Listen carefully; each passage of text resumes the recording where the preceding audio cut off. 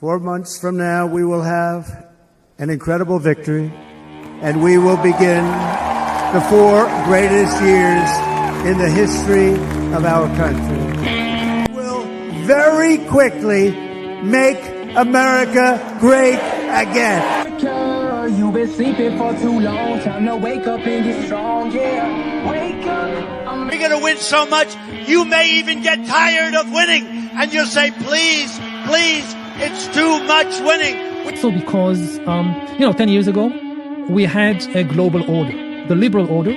Then this order was repeatedly attacked, not only from outside, also from the inside, even from the United States, which was the architect, to a large extent, of this order, with the election of Donald Trump, which says, I don't care about any kind of global order. I'd only care about my own nation.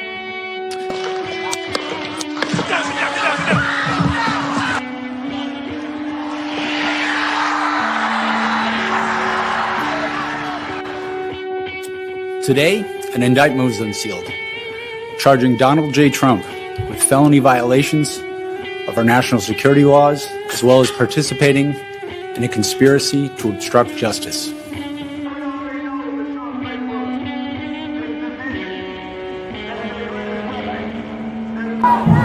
is your daddy. Trump is your daddy.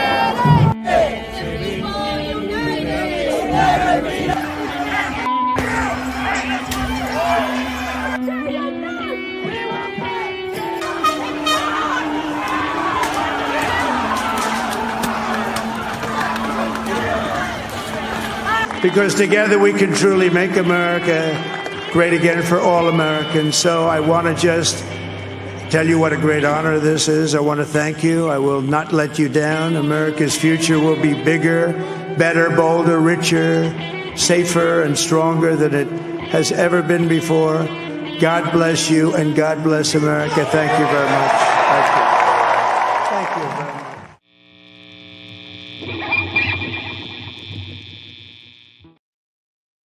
All right, chat, welcome. Turn up the guitar. People were all upset. Anyways, guys, welcome. The Emperor of Mankind has been storming out the gate, chat. All kinds of action today, buddy. Let me tell you what. They are just going hog wild out there. That's all I can say. Today was a great day.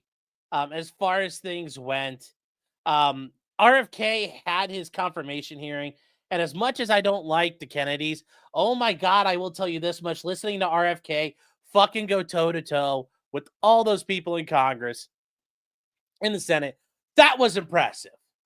And I really hope, I think it's gonna get confirmed. Just be like, just mwah. It'll be great. I mean, we got to the point. We're on the floor of the Senate. Well, not the floor of the Senate, but a Senate committee hearing. They were talking about SSRIs in school shootings, like significantly.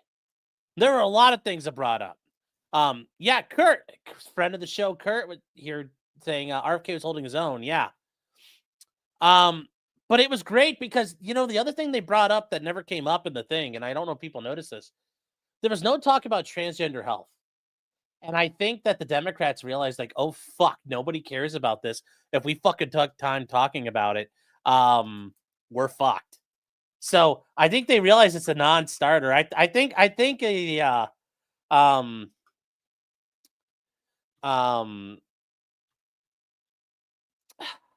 if you're for the truants out there, I think your time is up. Your usefulness is no longer desired soon.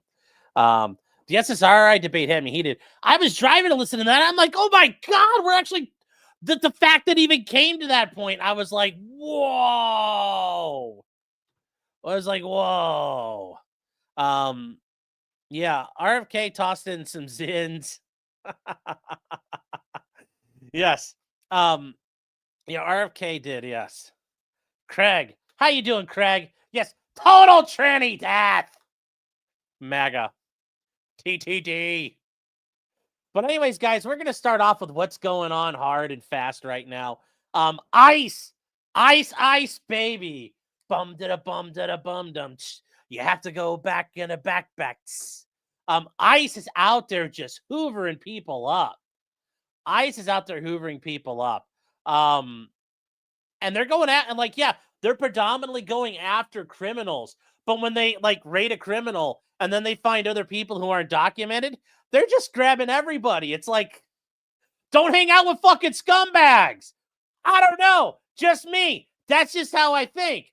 If I knew ICE is coming and I know my homie is a fucking gangbanger, I'm gonna like go fucking somewhere else. But hey, you make dumb fucking choices. It happens. I mean, it's to the point though where like there's all kinds of shit, like, you know, like it's just ridiculous. You know, like, you know, it's just you know, like it's so ridiculous, and it's like I don't fucking understand people. Like right now, this is an interesting thing.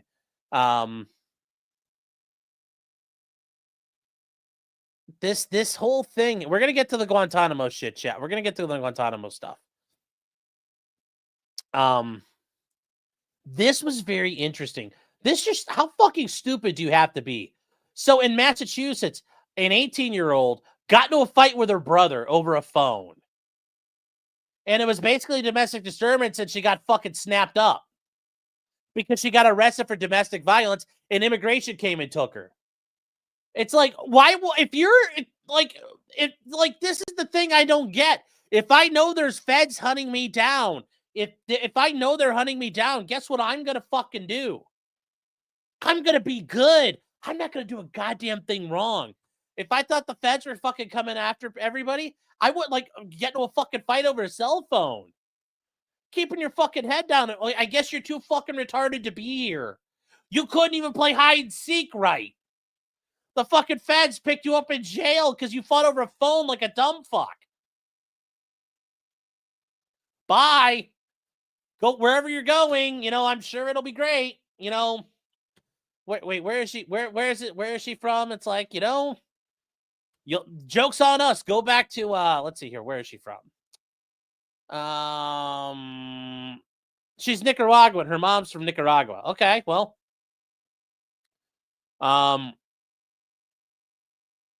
hey, I thought, you know, all these immigrants are great and awesome and cool.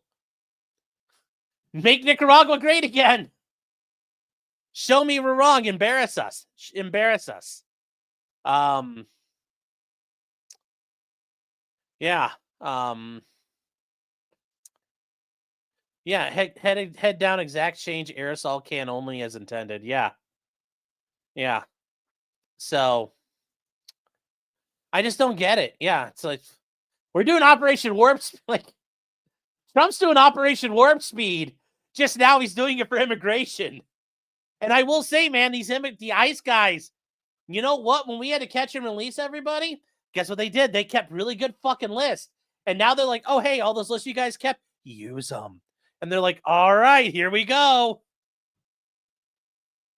Yeah, here we go. Perfect timing. But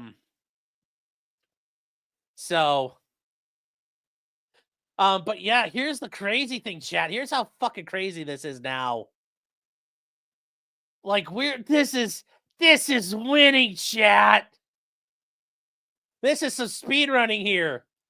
The opening of migrant detention center in Guantanamo Bay. I mean, whoo, child. Whoo, child. He signed an executive order to prepare Guantanamo Bay so as like as a transit point. You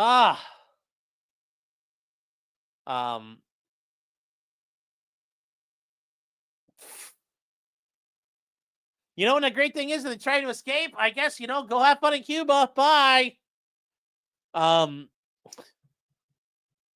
Yeah, so there we go, chat. They're going to Guantanamo. They're going to Gitmo. Reacclimatizing them there, guys. 2.8 thousand per day is 1 million annually. Yeah, we're using some Nazi math there. That works. You can't fit that many in train cars, chat. Melissa Marie says they thought Obama's cages were bad. Oh yeah. You guys think this is bad? Just wait till he goes. Ron is saying, howdy, Sean. Howdy, chat. Hello. But the winning just isn't stopping, guys. Oh my God. It's like, wow. Stacy's like, it's really warm in Gitmo. I'll go. Yes, it's very beautiful down there.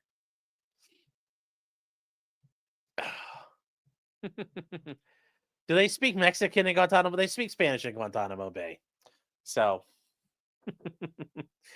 oh, guys, there's a plane crash. We'll talk about that in a second here. There's some other stuff that's been going down. We're gonna get to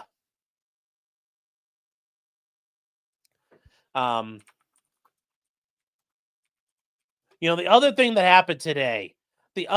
happened today, chat, is the Lake and Riley Act was signed. And honestly, here's the thing I'll tell you. This is like, really what the Lake and Riley Act is at the end of the day. If the left hadn't pushed so hard to fight every fucking thing and let every single person across the border, and if they hadn't pushed so hard, there wouldn't be all this pushback. And because you end up with people like Lake and Riley dead. You end up with kids getting killed by drunk drivers that are illegal. You end up with all kinds of illegal crimes from illegals that shouldn't have been here. And if they weren't here, it wouldn't have happened. So yeah, like this is the whirlwind. People don't fucking care no more. I'd rather have Lake and Riley alive than that piece of shit from Venezuela who tried to rape her before he murdered her. I mean, think about it. That guy, we had to be nice to him. And look what he did. He fucking, and if you guys, we covered the trial. The morning he murdered Lake and Riley, he was out trying to rape and murder other women.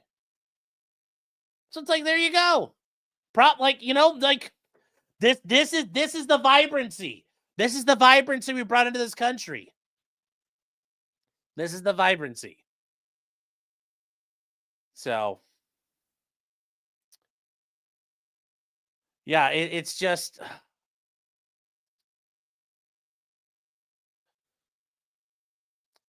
So, yeah, it's just...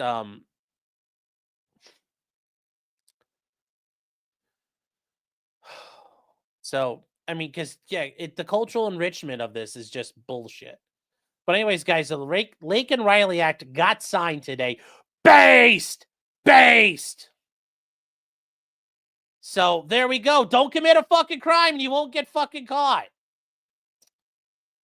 So, the authorities are able to detain and deport immigrants and, who are accused.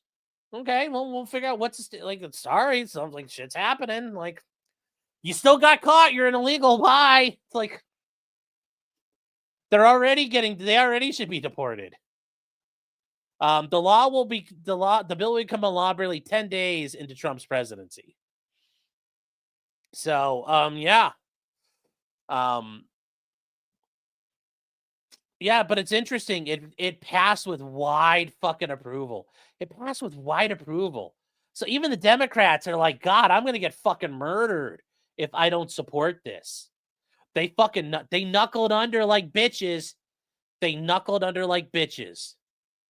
It tells you all you need to know. They knuckled under. They fucking knuckled under.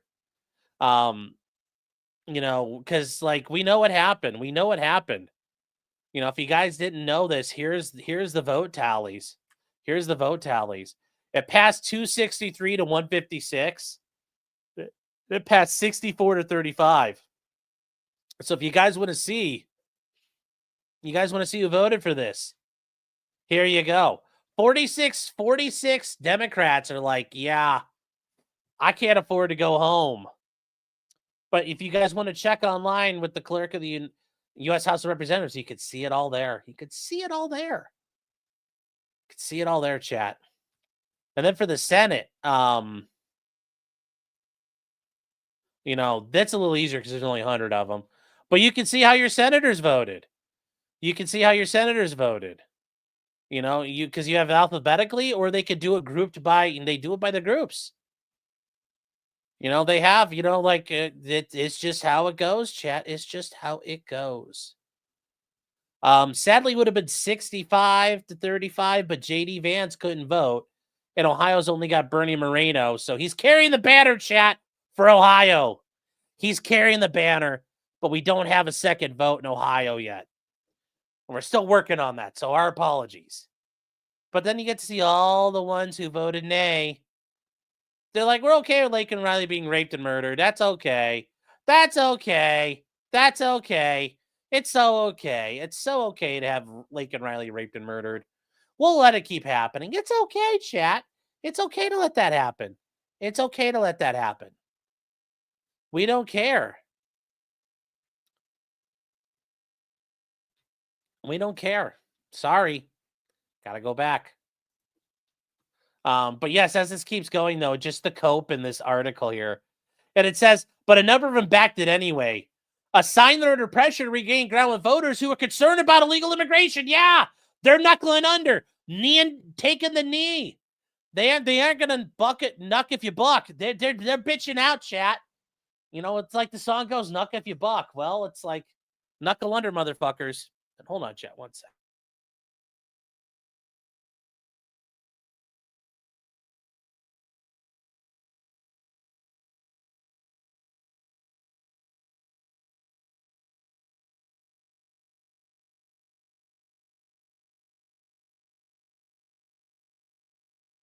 They just want to knuck if they buck. They can't hang. They tried, and they're just, you know, bitching out, chat. They're just bitched out here.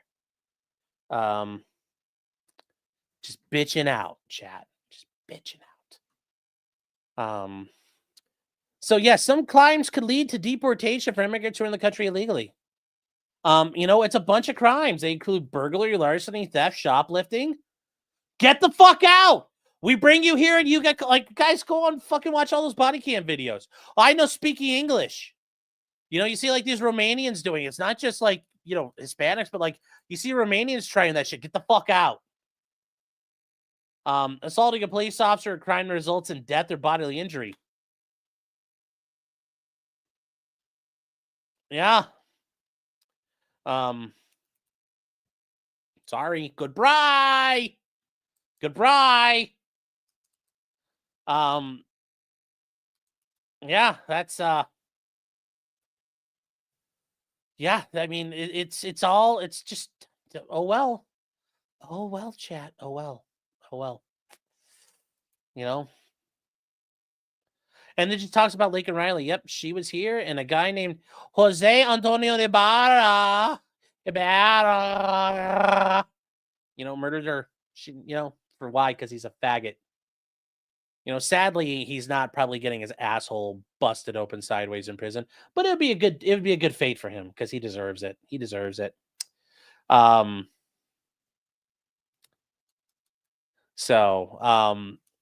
know, the critics argue that bystanders can easily be caught up. Oh well, be here fucking legally. It's like, don't get fucking caught.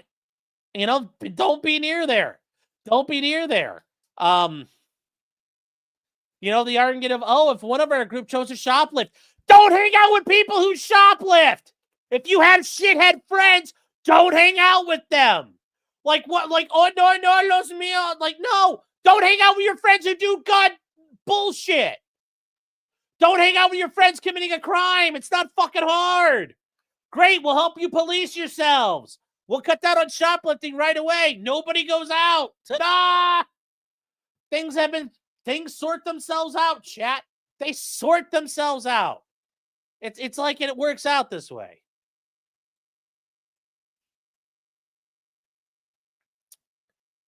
You know, it's not that hard. You arrest all of them. Okay, well, shit happens, man.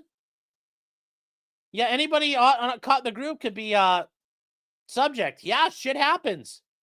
Shit happens. Shit happens when you play on the road. Yeah, like, oh, fucking well. So, oh, fucking well. Don't womp, womp, womp, womp, womp, womp, womp, womp. I don't fucking care. Just don't fucking care, chat. I really don't. Really don't care. Really don't care. I don't care. I don't care. I don't care. You know, moving on though, just the bloodletting continues, chat. And you got Donnie out there just getting a knife all sharpened up, getting ready to collect some scalps. He's just gonna start scalping motherfuckers. He's just gonna start scalping people. Ah. It's gonna be great. It's gonna be great. The cool guys just put the fries in the bag. Yes. Oh, and it says likely a bar is an ag seg. Yeah, but still, oh well. Somebody will still get to him and ream him out sideways, so there'll still be hope. There'll still be hope. Nobody hable, you know, Espanol. I'm sure he understands some English. He putting on a show though. Ah. So. Anyway, Trump went after some DOJ officials who, yeah, imagine that. You do some illegal shit or you come at the guy, he's going to fucking come back at you. Oh, no. Oh, so sad. The acting attorney general moved on Monday to fire several Justice Department officials. Oh, well. Acting Attorney James McHenry wrote he did not believe they could be trusted to faithfully implement the agenda because of their role in prosecuting them. Yeah. We kind of noticed that because what did the judges do when they were told dismiss cases? They go, I can't trust these fucking guys either. Fuck them all. Fuck them all. Can't be trusted. But they need to go. They gotta go. They all gotta go, chat. It's time to go. You know, Trump's U.S. acting attorney issued a memo announcing a special project to review the prosecution of the January 6 rioters. Nice. Nice. Everybody's getting reviewed. We're reviewing everything, chat. Nobody's safe. You know, the prosecutors have to provide all information related to the use of the obstruction charge, files, documents, email notes, and other information. He describes the use of the charge against the rioters as a great failure. Yeah, so it's going to be interesting. It's going to be interesting, chat. It's going to be interesting. It's going to be good. It's going to be good. You know, and I understand there's civil service protections. Fine. Make them sit in a fucking office. They don't do anything anymore. That's how I would do it if you can't get rid of them. Sorry, here's a table. You're going to sit here and you're not going to have anything to fucking do. Here's a phone. Here's an internet. Here's a wireless router. Use your phone. Play Angry Birds the rest of your fucking time. Fuck off. And see if they'll stick around. Get rid of them. Get rid of these fuckers. Get rid of them all, chat. If you can't fire them, whatever we got to do. Whatever we got to do. Whatever we got to do. Whatever we got to do, chat. Whatever we got to do. And speaking of more DOJ-related stuff here, chat, in the 11th Circuit, we're going to cover this tomorrow night as well, guys. If you are not familiar, we do a Thursday night show. Talk about all kinds of legal stuff once a week. It's a Thursday night crime stream. We got all kinds of stuff, chat, talk about real quick as a sidebar. We got what Trump's been doing legally. The DC judge bends the knee to the U.S. attorney for DC. A SWAT team from the FBI hitting the wrong house. That is going to SCOTUS for qualified immunity. Diddy has a defamation lawsuit against people. A deer hunter in Ohio got a $43,000 fine for his deer. A Florida trial ran out of jurors. A trooper in New York State got caught shooting himself in the leg to make himself a hero. And then Senator Menendez is going to prison. So we're going to be covering all that tomorrow. It's going to be great. 9:30 tomorrow night, guys. But here we go. This is a notice. This is part of something in the 11th Circuit Court of Appeals, which covers down in Florida, where Trump's documents case was going. Remember, while Trump became president, his involvement was done. But the other two guys, Carlos de Oliveira and then Walt Nauta, their case was still pending in the Court of Appeals. Jack Smith wouldn't let it go. So they say that they are looking to motion to dismiss the appeal, but they're notifying all parties. So they let everybody know, and all the parties listed. But we get to the great part here, chat. We get to the great part. The unopposed motion for dismissal. And you can dismiss an appeal at this point if you want to. You can dismiss an appeal. It's totally fine. Totally works. Anyways, United States of America versus Donald Trump et al. I kind of like how that's a little more capitalized. Bigger fonts, chat, bigger fonts. Unopposed motion to dismiss. The United States voluntarily dismisses its appeal with prejudice. Guess, chat, it's dismissed with prejudice. The government conferred with the appellees, Walt Nada and Carlos de Oliveira, who do not object to the voluntary dismissal. And they're asking the court to dismiss with prejudice. Now, unlike the other courts in D.C., this court will obey and do what's proper. The case is over. They're out. Dismissed with prejudice. The appeal's been dismissed with prejudice, meaning that Eileen Cannon's thing, like you're trying to appeal it, Eileen Cannon's never going to let it come back. It's all gone, chat. Oh, hold on. Oh, I'm sorry, babe. Was I being too loud? Extremely obnoxious. I'm so sorry. Clyde, go on, bud. Come on. Go on, Bubba Bear. Clyde. It's okay, buddy. I'm sorry. Love you, babe. It's all done, chat. It's all done. Documents case. Boop. Gonzo. Yes, the fries will be put in the bag. The 11th Circuit knows how to fucking do what they're told. They know how to do what they're told. They're not a bunch of jack-offs like the DC District Court. Mike Clyde, no, he's hanging out with 2.0. I'm being a little loud, apparently. 2.0 is trying to get some of her schoolwork done. So, gonna have to leave that alone. Gonna have to leave that alone there, chat. I didn't have Clyde this whole time. She came in and he came running in behind her. So, Clyde will be put in the bag.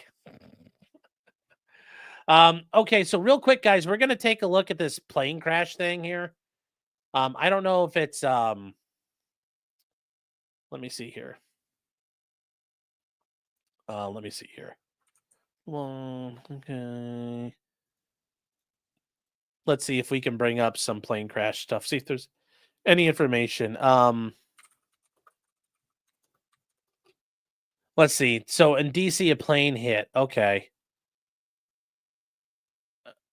Oh, okay. Let's see here. So yeah, apparently a plane crashed into a helicopter. So, yeah, there's going to be a lot of people crashing. And what did you guys say? What type of plane was it here?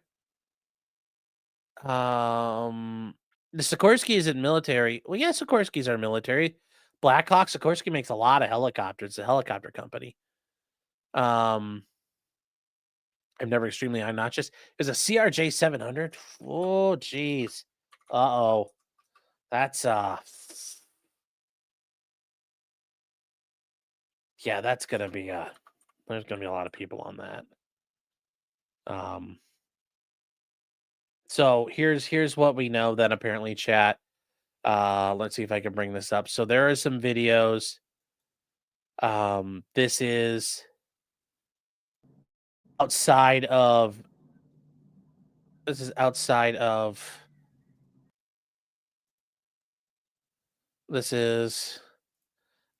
of Dulles. I'm sorry, this is outside of Reagan. It's not Dulles. That's Reagan. Helicopters are up searching for wreckage.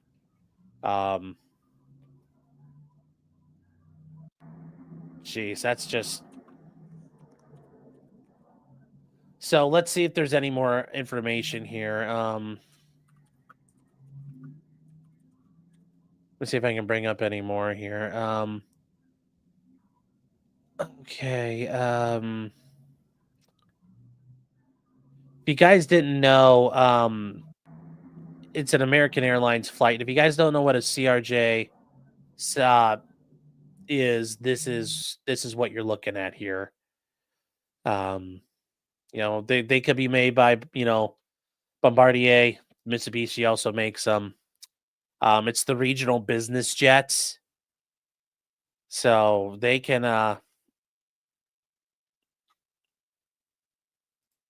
you know, they are a thing. They are a thing there. So, and if you guys ever flown them, I mean, there's a good number of people in that plane. There's a good number of people on that plane. It could be up to like 70 people on that plane that crashed. Let's see if there's any footage of the plane actually crashing here. Apparently, there might be. Let's see here. Yeah, here we go. This apparently is it crashing. This is out of yeah, here you go. You guys can see it right there. That light, that bright light. Boom. Oh, jeez. Yeah, nobody came out of that one. Nobody survived that. So F's in the chat. And the thing is, that plane's flying fast enough that it probably didn't even have a chance to get out of the way. So not good, chat. Not good.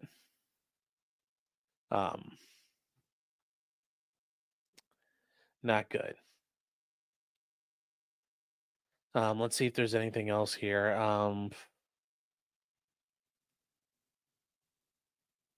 It was coming from Wichita inbound to it was coming inbound, so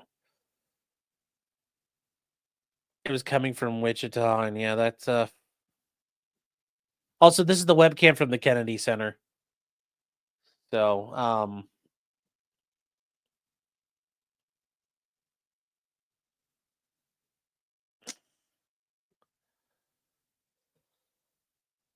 yeah, people are saying it was let me see if there's any other comments. Oh. This is interesting. I don't know if this is correct or not.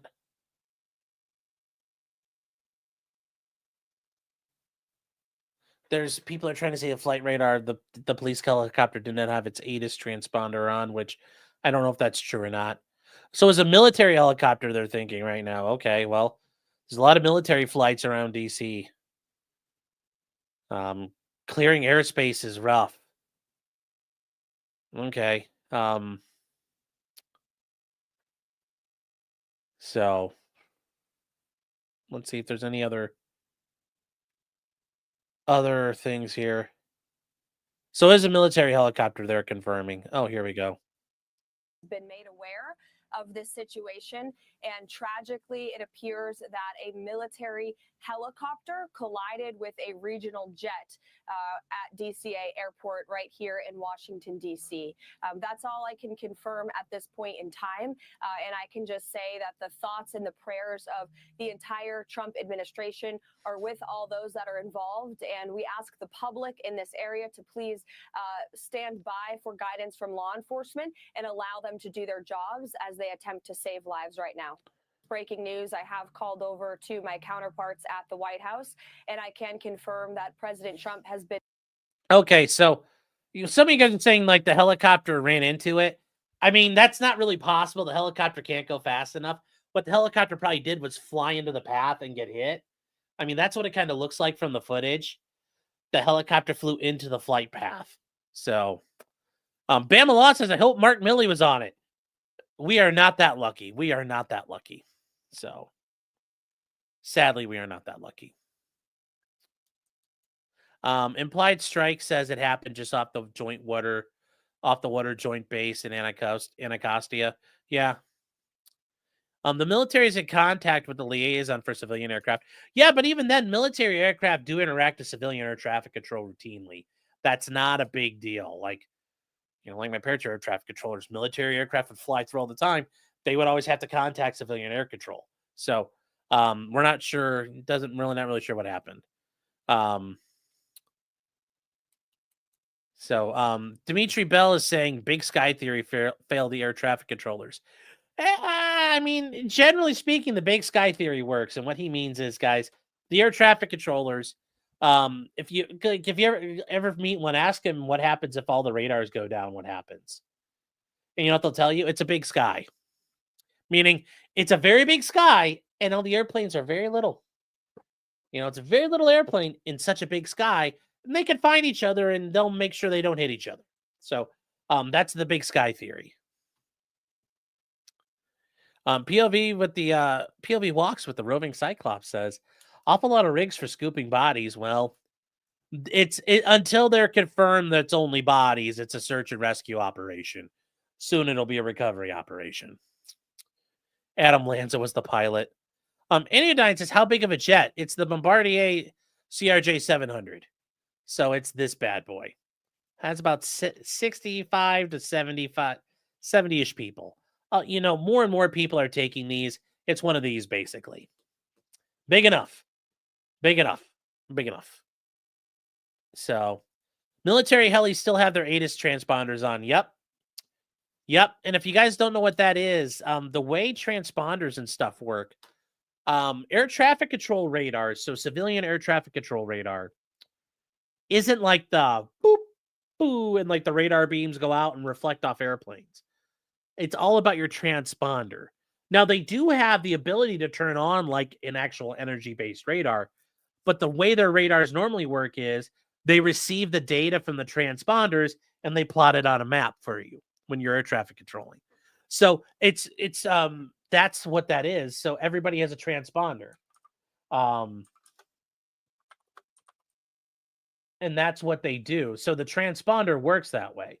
And the ATIS transponders, you know, work, and everybody's got them. Military aircraft have ATIS transponders because they fly in civilian airspace.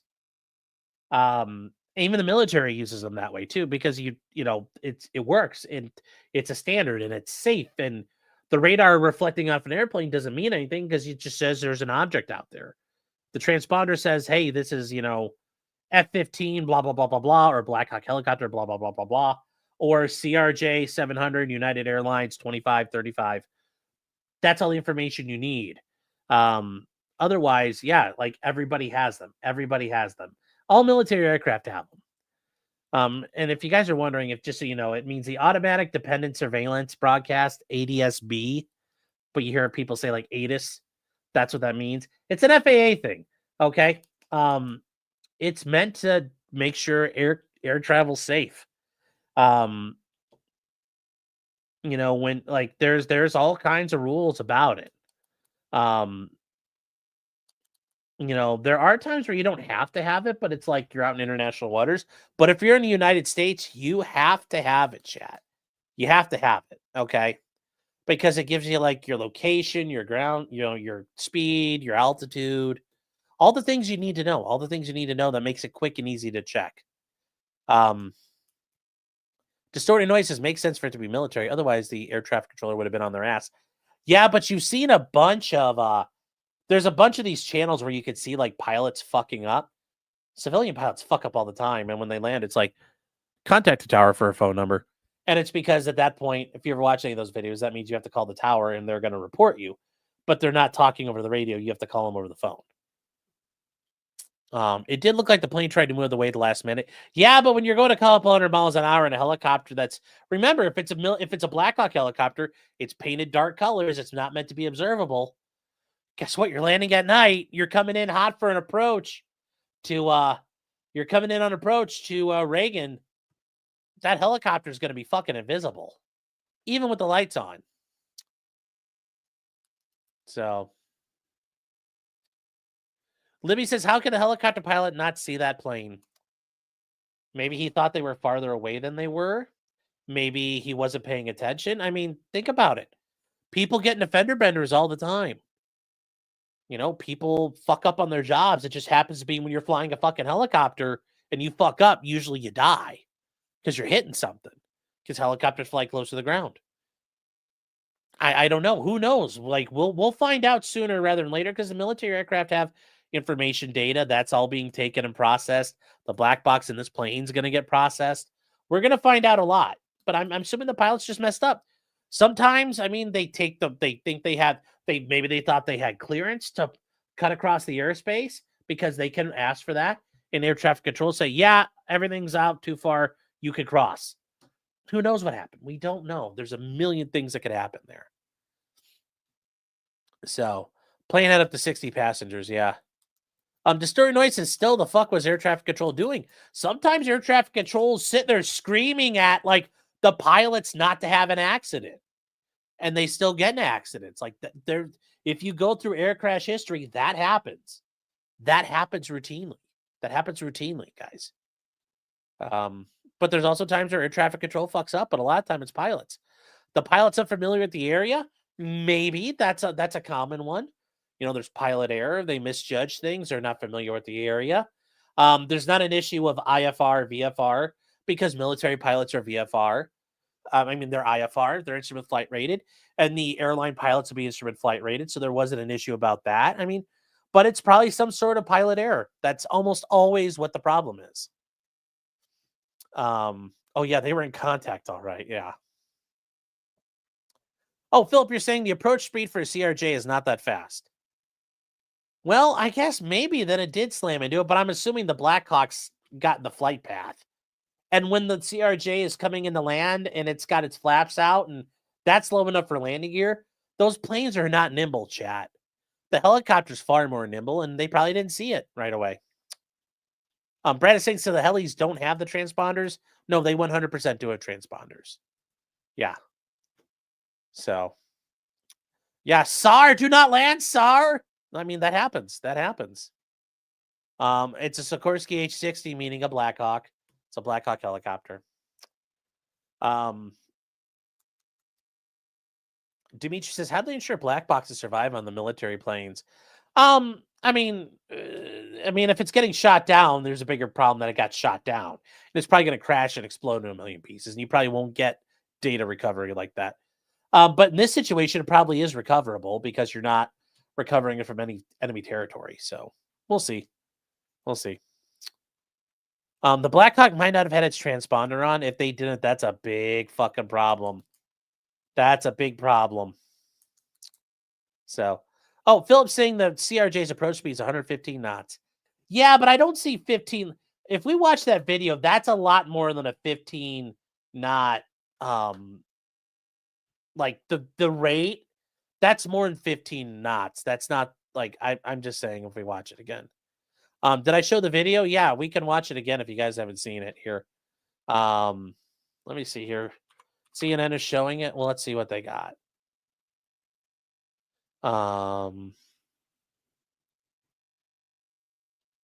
Let's see here. Okay. If you guys know anybody who was on the plane, I'm very sorry. My heart goes out to you. But yeah, they're probably not gonna make a chat. Let's see if there's anything here. So you said CNN's got maybe it's got better video than what we've got. Let's see. Yeah. Thank you very much for giving us that information. Stand by for us. David Susi, CNN safety analyst and former FAA safety inspector, is with us as well. David, I want to talk to you about all the reasons why these types of crashes have been extraordinarily rare, not just crashes involving commercial aircrafts, but crashes between aircrafts. The last one that we had in 2009, a plane crashed into a home. And after that, it set off a major change to the industry. What do you think could have caused this to happen after all of those changes and all of the safety regulations that are in place for airlines? Well, it is baffling, the fact that we've gone so many years since 2009 without any kind of an accident like this. We've had a lot of talk. We've talked many times about how many near misses there are, and the technology. Near misses are near misses. They're not near. They're really near collisions, I guess. But this is different. This is very different because it's military and commercial together on the same airport, and that can create problems when you communicate between those two. They do have different methods, different procedures, and that can create some vulnerabilities for this type of accident to happen. Although there's been so many advancements over the last 40 years, Chat, the other thing though is at the end of the day, oh, I didn't show the screen. Sorry. There's video there. The other thing is, though, I mean, shit happens.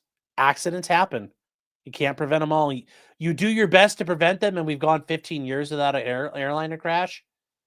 But it happens still. You can't prevent them all.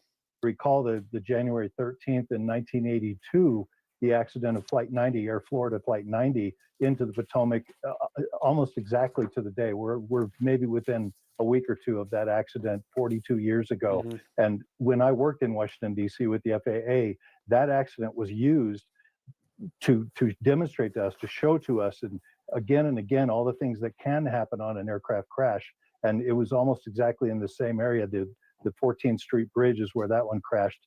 But I wanted to point out that there were 4 survivors plus the crew. There was a couple of crew members that were rescued, and that's what the focus is right now. You see all these lights out there, all those boats out there. They are looking for survivors. This water is deadly cold. It's very cold. It cannot survive very long, but nonetheless, there are survivors in this scenario. So they're going to make sure that they focus on that before they even try to determine what the cause is. Right now, they're focused on just trying to find some survivors. CNN's Brian Todd is at the scene. Stand by for us, David, for a second. Brian, tell us what you're seeing where you are.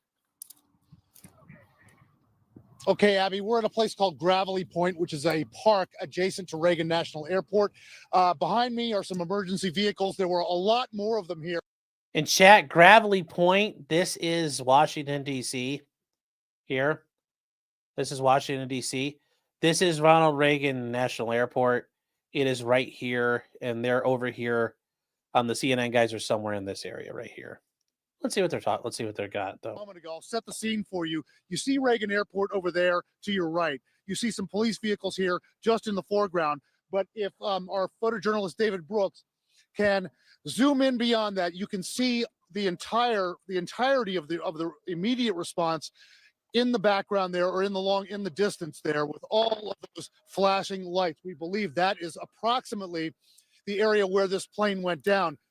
We can tell you that there were just a ton of emergency vehicles staging from this area right here and putting boats in the water not long ago, but they have since vacated very quickly and are heading north on the GW Parkway away from this area here. You can see some of them actually heading south on the parkway, but many of them were heading north until just a second ago. If they're heading south, that's closer to the area where we believe this plane went down. So you can see them going in that direction now. So let's swing the camera back over here, David, and we can, again, kind of give you whatever view we can give you from here, which unfortunately, folks, it isn't great right now, but we're going to try to get closer. But that is the area right approximately where this plane went down. Here's what we can tell you right now. According to officials, they tell us that this was an American Airlines flight 5342 operated by PSA Airlines, a small aircraft. This was coming from Wichita, Kansas. DC police and fire officials tell us there are no confirmed, there is no confirmed information on casualties now, but of course it's very early on in the search and rescue operation. 2 U.S. defense officials, Abby, have told us tonight that it was an Army Black Hawk helicopter which collided with this plane, causing this plane to go down in this area right here. That is what we can tell you.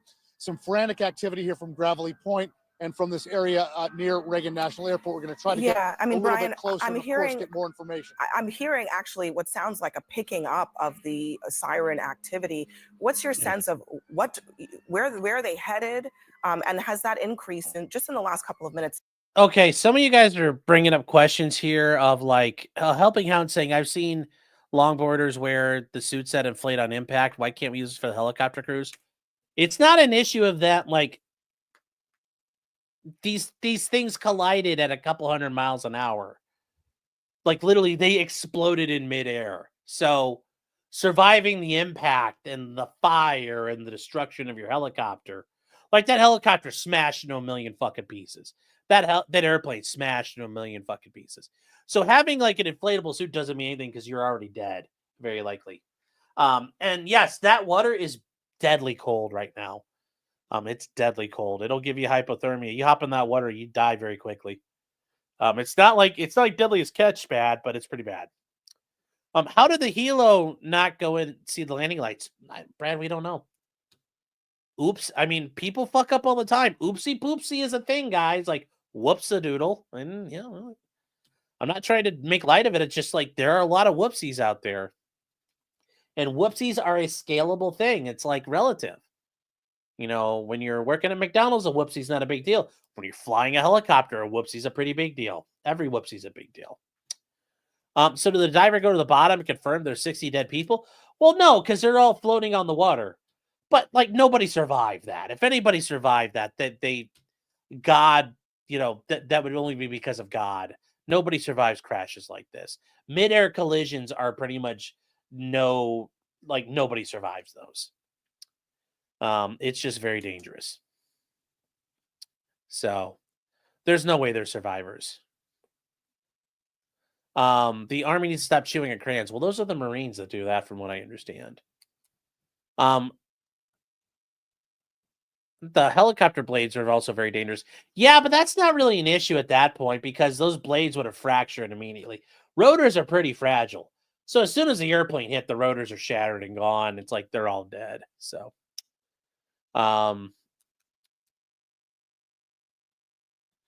two flying fuel tanks slamming into each other. Yeah. There would be a yard sale of evidence over a mile. Yeah. Michelle says, don't Blackhawks have all kinds of preventative technology? I mean, not for this. Like, yeah, you might have night vision and FLIR and, some terrain seeking radar or, equipment like that. But, when an airplane smacks into you, there's not a whole lot you can do. Not a whole lot you can do. Yeah, going from 200 miles an hour to 0, you're gone. Brad says, I do it for a living. Oops, can't happen. Yeah. Yeah, oopsies can't happen. But they do. Nate says, I'm calling a drunk helicopter pilot. No. Military is very serious on that. It's like 24 hours from bottle to throttle with them. The flight crews, all those flight crews, even though the flight chiefs are enlisted, the crew chief of that helicopter would have the authority to ground the aircraft if he thought it was dangerous. The co-pilot would. So even though there's pilot in command, other people would make sure that doesn't happen. Yeah. So, and here's the thing: even if you wanted to, even if you could survive it, you wouldn't want to survive it because you're probably not going to last, and that would be agonizing. So yeah. Blackhawks probably don't have ACAS. Yeah, they probably don't. They might not. Can I show us with your models what happened? I mean, I don't have a helicopter model, so it wouldn't work. But yes, that'd be funny. Yeah. So we'll see. Guys, accidents happen. Things happen. Fellows says, "Can I do a reenactment with the models?" I mean, like, well, here we'll reenact helicopter, airplane, and the helicopter probably went like this and ran right into the path of it. I don't see the other way around that the airplane slammed into the helicopter there. So, if they have A to B, it would have been picked up by the TCAS. Yeah. But all kinds of stuff happens. So all kinds of accidents happen. We don't know. There's just a million ways you might have it or not have it. So, let's see if there's any else updates. Oh, yeah, you're being ridiculous here. I guess we'll use YouTube then for that. Actually, see, you know what? Let's see if we can do yeah, here, we'll do this instead. We'll use Fox News. And there's no sound. Is there any sound here? Fox News. Oh, Fox News has got like they're out there looking. Hmm. I don't know what's going on here, chat. Hold on. Let me back out here for a second and we'll I'm gonna switch back to something else here for a second. And I think we might have some sound. Hold on.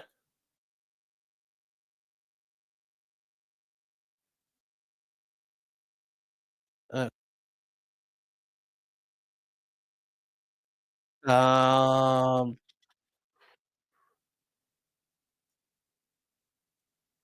Yeah, there's no Fox News is dead. Like you can't hear anything. So let me see if I can find better. Um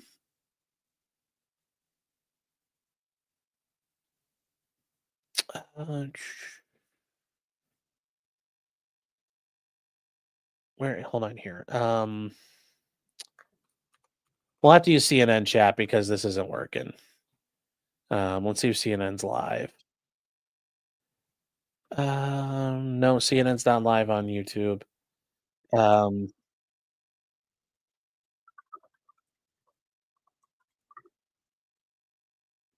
right, here we go. I got one. NBC4.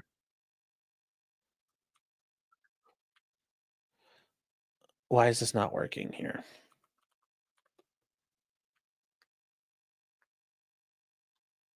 Even Washington's not live right now. What the heck? Nobody's live, and Fox News is all silent. So, I'm watching Fox News. You can see the crash now. All right, because let's see if I can get it because Fox News is not working otherwise. Yeah, I don't know what you guys are watching on. I don't know what you guys are watching otherwise here. So let's see here.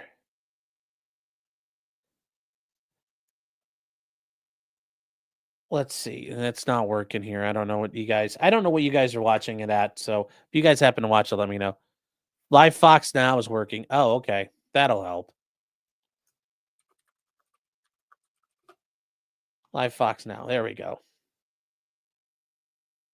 Reagan and the tower controller. What approach were the helicopter, the military helicopter, and the PSA See if I Bombardier can find us 700, something, chat. CRJ 700, cleared far to fly? And what runways did the tower clear the airplanes to land on? Of course, they would not clear them to land on the same runway. We know that. So was there a mistake made on identifying the runway? Did the one of the aircraft, and I'm calling a helicopter, of course, an aircraft also, was that one of the two aircraft not correctly lined up with the runway that created the collision? And I'd like to clarify one point, though. The PSA airplane is a regional airline and operated on behalf of American Airlines, but the flight crew training, the maintenance, the procedures of PSA are purely owned by and operated by PSA. They are not trained at American Airlines. So I wanted to make that very clear. This is very usual, regardless of the major airline, Delta, United, and American, they have regional airlines, as we all know, that feed them and on thinner routes. And this is an example one from Wichita up to Washington Reagan. Captain Levy, so you've spent decades in the skies. And I know we've had a number of various across the country so-called close calls, Right. and you know there is a certain belief that people know when you get on an airplane, you're putting your life in the hands of a captain, but you also know that we have a rigorous system of training and a rigorous system of safety protocol. We just mentioned the last time we saw a major incident at Reagan National was back in 1982 when Air Florida Flight 90 went down. Right. It's been some time that we've talked about something like this in our nation. Okay, chat. So if you guys wanted to see, if you've never seen this before, this is a place called FlightAware. You can track all kinds of stuff on airplanes. So as you're seeing, there's a bit of a took off from Wichita and experiencing some delays. Well, some delays. So this is the route it took.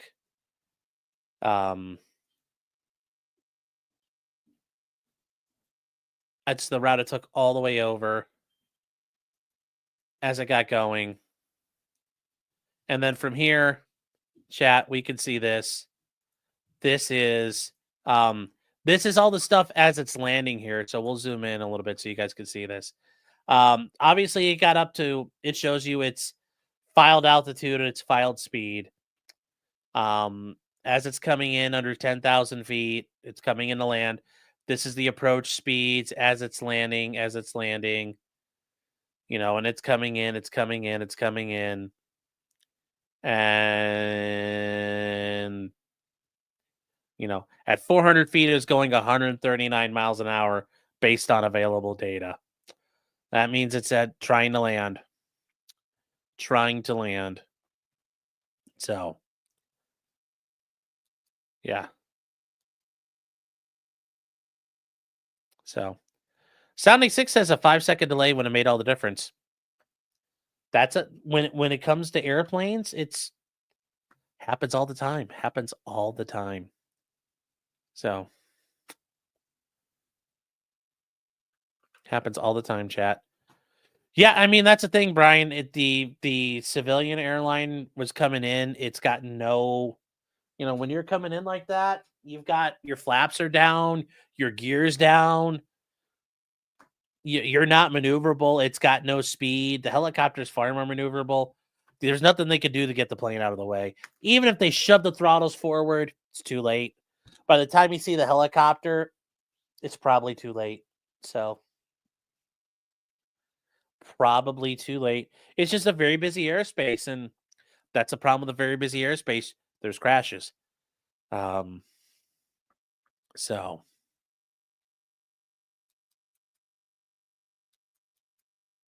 yeah. So why did the chopper cross the landing line? Well, we don't really know what happened there. We don't know if it crossed the land. Like somebody, here's the thing. There's a couple theories. Really the biggest theory is somebody was where they weren't supposed to be. Was it the airliner, or was it the helicopter? We don't know yet. Does it sound like the helicopter probably wasn't where it's supposed to be? Sure. But it could also be the airliner. Remember, one of them very likely fucked up and was not where they were supposed to be. And because of that, the other guy was where he was supposed to be. Because the odds, and I know some of you might say, well, what if they both weren't supposed to be there? Then the odds of them actually connecting would probably almost be infinitesimally small. Just the percentage of that. Like, you're talking about astronomical odds. Both pilots are in the wrong spot and smack into each other. That's not what happens. Usually somebody is where they both think they're supposed to be there, or they both believe they're supposed to be there. And it was plausible they could both be there. Or one of them is in the right spot and one of them isn't. We don't really know. We don't really know. You're going to blame this on the Daily Wire? Yes. But we don't really know. We don't really know. Yeah, Culpercast is bringing up something quickly. And I guess we'll use airplanes, chat, since we need some airplanes, so we got some airplanes here. All right. So, yes, and the problem is when you're coming into land, like airplanes, they come into land and, boop, boop, and they land.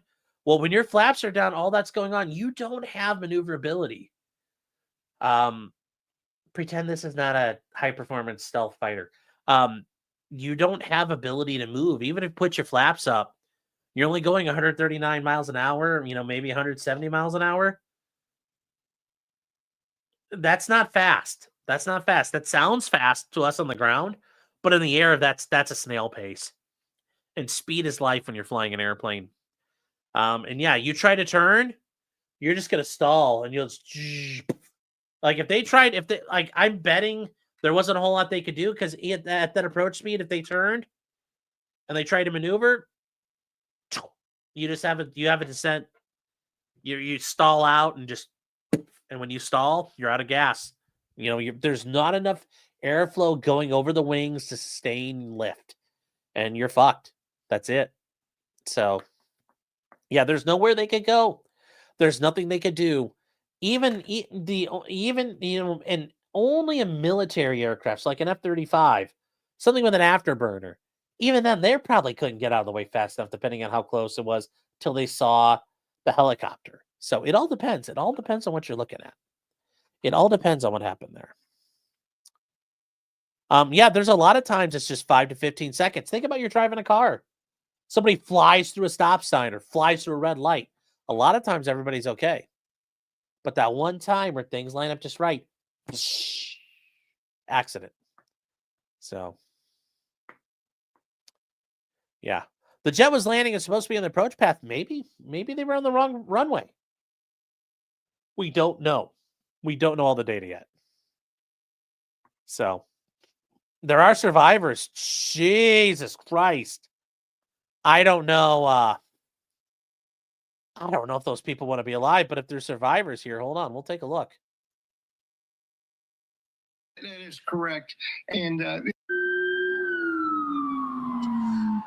so that is exactly what people are seeing as they drive here to the airport. Folks are stopping as well with their cell phones, trying to capture all of this. And basically, the U.S. Park police officer told me that Gravely Point is closed. But as you can see through all this activity out here, emergency crews traveling right now fast to the airport, as you can see. Jim? Shamari, thank you. And you can see, I think in a situation like this, as you point to the people who are out there, and we have seen members of the media attending to the scene out, I'm sure there is a good amount of speculation. People want to see what's going on. As Shamari just mentioned, Gravely Point shut down. So don't leave, don't bother heading out there. Don't bother hitting the GW Parkway, because as you can see, that scene has just gotten bigger and bigger. We're now nearing about an hour since we hit the air. The reports came in just around 9 o'clock tonight, and the latest information is a military helicopter hitting that Bombardier CRJ 700 regional jets. Those generally have a capacity of about 70 people. It happened as the plane was just about to land, heading from Wichita to Reagan National just shortly before 9 o'clock tonight. So that's what we know. And again, we're still waiting, because we should get a briefing in just a little bit on this. Yeah, we have DC Well, they got Fire, 4 people out of the EMS, water. That's MPD, good. Fairfax County, you name it, they're out there. Several agencies all working together on this colossal rescue operation. We also know that Transportation Secretary Sean Duffy said, I mean, I'm glad people are saying prayers, because this is one where it take an act of God to make sure someone survived. Thank God some people survived. Thank God some people survived. So, the downside is the hospital's at least 15 minutes away. Yeah, but the neat thing is, you're in Washington, D.C., you have a massive helicopter. You know, the military is going to be they'll be airlifting people. I mean, you've got Anacastia's across the river. You've got military resources and all kinds of rotary wing resources available. So there are ways you could do this. The KSDX YouTube channel's got reports of the crash. Okay, well, there we go.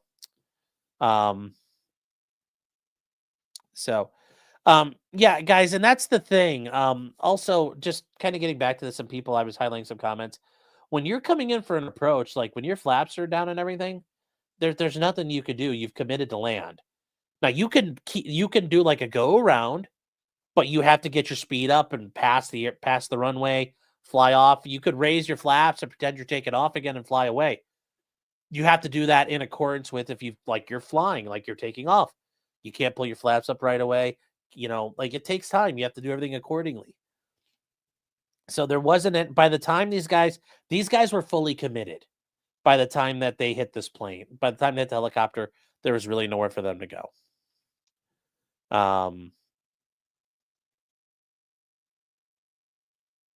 The UH-60 is also a big helicopter. Yeah, it is. But no, Brian, I'm just saying, the idea of the only way you could do anything is have to do a touch and go, basically, or a go around. They would have to have waved off, and done a proper thing. Like, they're not like a fighter plane. They could just go, and take, break the pattern right there. By the time they're coming in, it's too late. Afix saying, I'm confused how it's related to the title of the stream. Yeah, well, we kind of switched over to that. Yeah. So, why did they say souls instead of people? Because it's a craft. That's why. That's why it goes back to the traditions of boats and ships. So yeah, it's breaking news, homie. Yeah. Let's see. Let's see here. Let's see if there's. Hold on, the KSDX. We're gonna see this. I'm gonna look for this video because I want to see this. If there's better high quality video. KSDX.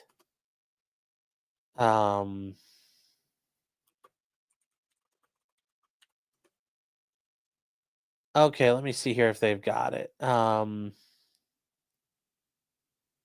Let's see if there is.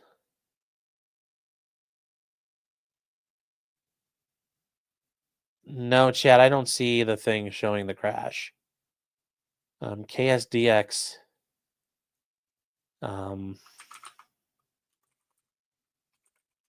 If it's only that thing we've got, let me see here. Videos. Yeah, guys, I don't see it, so I don't know where you guys saw this at. It's not there. It's not there.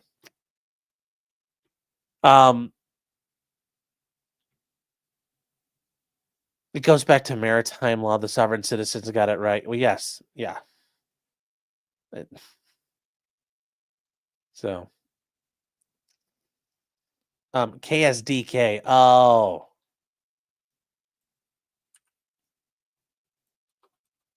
KSDK. Okay, yeah, this is better quality. This is better quality. This is from the top of the Kennedy Center. This is the footage we've already seen. So here you go, chat. You're going to see it down here. Here we go.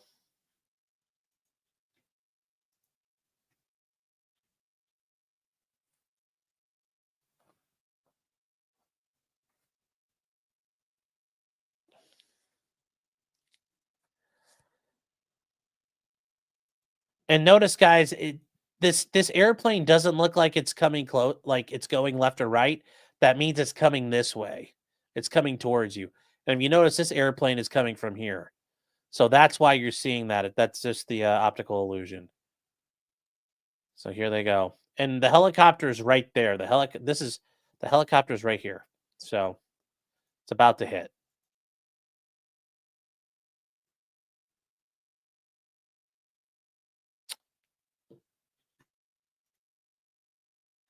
Yeah. So there you go.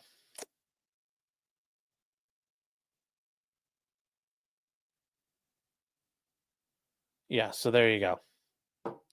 So the Black Hawk has on. The Black Hawk is obey.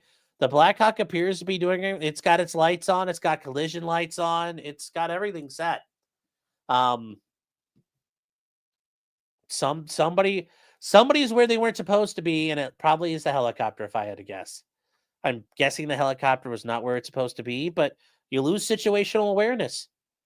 You know, you're not paying attention when you're driving down the road. You might rear end somebody at the stoplight and total your car, but you'll be okay. If you kind of zone out while you're flying or forget where you're at, you fucking run into a jetliner. I mean, it just happens. It just happens, guys. Like, you know, I'm not like you can't excuse it, but it is what it is. ATC is going to be in trouble. I don't think so. I don't think so.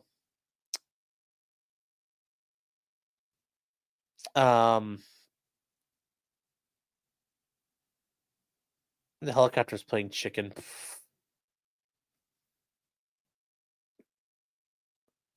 Let's see here.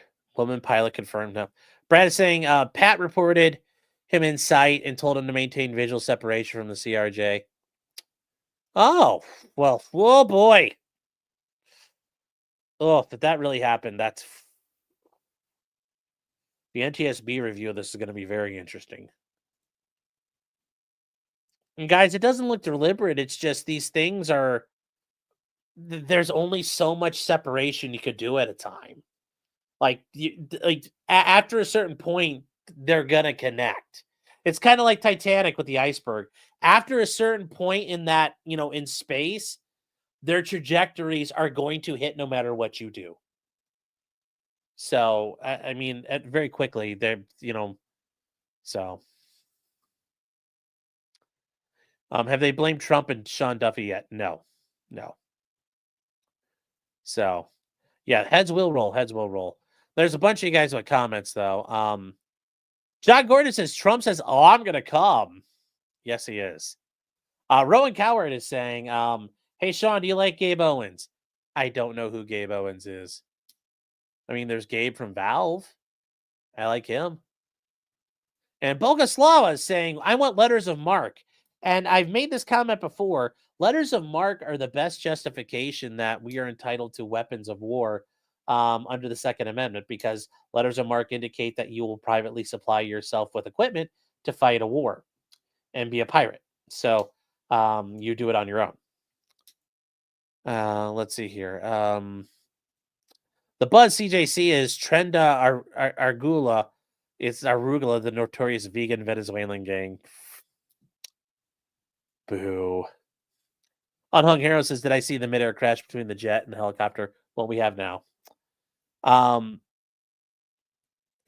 the Dirty River says, we can live stream the Squid Game trip of people escaping from Gitmo when they get deported down there.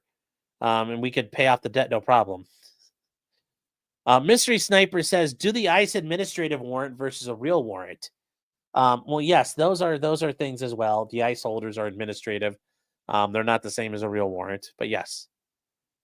Fair Frozen says, today a bunch of screeching happened to RFK Jr. as well. It did. Kathy, your realtor in Jersey. Hello, Kathy, is saying, congrats on 25K. Well, thank you. I appreciate it. Boguslav is saying, we got the receipts. The unwashed Barbaroy, not needed. Yes. Nick Kreuzer says, the crime mob, ho. Well, you could be a crime mob. I will, we'll go back, though. I'm just going to take us back to, we're going to go back to just checking in on this. I'll just have this in the background for a minute while we're reading a couple of super chats and catching up here fast. Let's see here. Just like that. Lamo's been warrant for 1 month, says executive order sending all the legals to India. Well, that would be, don't send people to India. That would, ugh. You're a mean man. You are a mean man for wanting to do that. Tim and Tams for 30 Australian dollar dues. That's a lot of dollar dues, chat. Especially in Australia. He says the Hoppian removal intensifies. Yes. The urge to physically remove is primal in man. And then Ski Van for £5 sterling. But not the King Sterling, because he's a proud Scotsman. Says, every time someone in chat types SCOTUS, my tired brain keeps thinking, what have we Scottish done now? Oh, no. That's so rough. That's rough. Squizgar says, rumors it was an Army VIP transport chopper. Could be. Could be an Air Force transport chopper. Who knows? Could be a Navy transport chopper. I know they're saying Army, but it could be really any branch. Just thankfully it wasn't an Osprey, because it would have. Well, actually, if it was an Osprey, it would have crashed on its own. Bama Law says, I hope Mark Milley was on it. Well, hope in one hand, crap in another. Squizgar saying early rumors are the helicopter pilot was named Lieutenant Sam Hyde. Yeah. Campsite saying, how would you know all 60 are dead? Is it over 500 yards ashore? No, it's just the water's cold, man. Have you ever gone into like really cold water like that? Takes your breath away. And now you got to try to swim. And number one, number two, you're wearing full clothing. And I don't know if you've ever jumped into a pool with dry clothes on, like pants and shoes and everything. You don't start swimming right away. You sink. And it's a terrifying feeling. Yeah. So, Felzu saying, can you do a reenactment with the models? Yes. And Natasha gets 5 subs tonight. Let's go, chat. Natasha, you also did it the night before, and I apologize for not seeing it in time. But thank you for your support and your generosity. And then Brewberries, we're going to stop here for a minute, chat. She says that 20 seasons of air crash investigations tell me that oopsies happen a lot. They used to happen a lot, but air crashes have been pretty quiet lately. We've been pretty good. But as any pilot will tell you, aviation rules are written in blood. And this is just another example of more rules having to be written.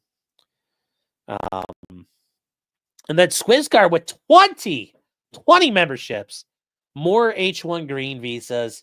Grays, if you're in chat, you're out of here. We're taking your jobs. Thank you, Squizgar. And Culpercast says, yeah, if you're at that altitude and you try to put up your flaps, you'll just drop like a rock. Yeah. I mean, like there's a preset way to get out of that, but that means basically doing a go around, and they're not in a position to do that at that point.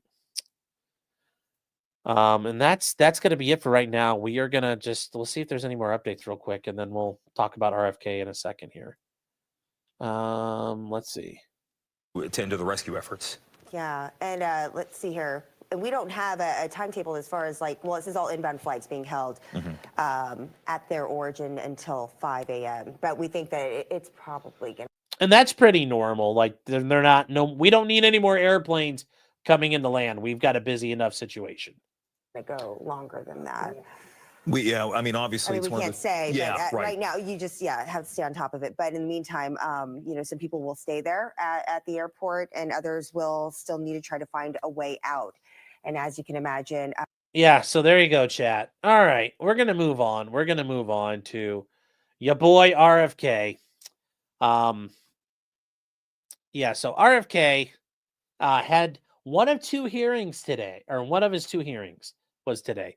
The other one will be tomorrow. Tomorrow, Kash Patel is also going to have his confirmation hearings tomorrow. And if you guys were not aware, we are to the point where there are members of Trump's cabinet and important positions that have been selected, but not all of them. Not all of them. And it's not as many as you think at this point, but this is Trump's, these are the cabinet picks that we're looking at right now in the positions. Right now, Marco Rubio has been confirmed. The Secretary of the Treasury has been confirmed. Scott Bessler. Pete Hegseth has been confirmed. Sean Duffy has been confirmed as Secretary of Transportation. Ironically, it was today. Kristi Noem is Secretary of Department of Homeland Security. She's been confirmed. Lee Zeldin as EPA Administrator has been confirmed. And then John Radcliffe as the CIA Director has been confirmed. Everybody else is kind of up in the air. Is kind of all up in the air. So we'll see what happens. These are all the people who matter. Oh, why did I have the SEC chairman twice there? This lady at the bottom is going to be Surgeon General candidate. But yes, these are all the positions that really matter. They're going to get confirmed. All the ambassadorships, I don't really care about. These are all the ones that kind of matter roughly as far as things are set up. So,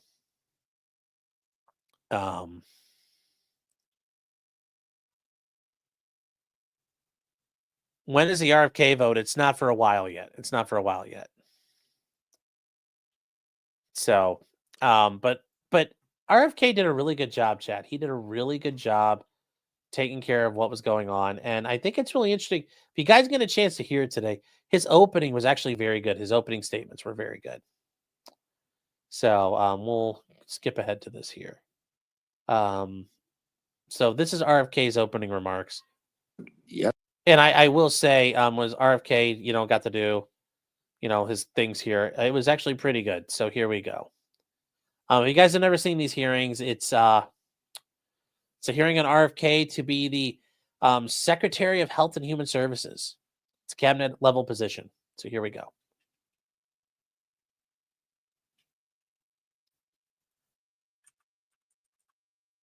Sorry, chat. Good morning. This hearing will come to order. I thank my colleagues and Mr. Kennedy for being here today. Mr. Kennedy, congratulations on your nomination.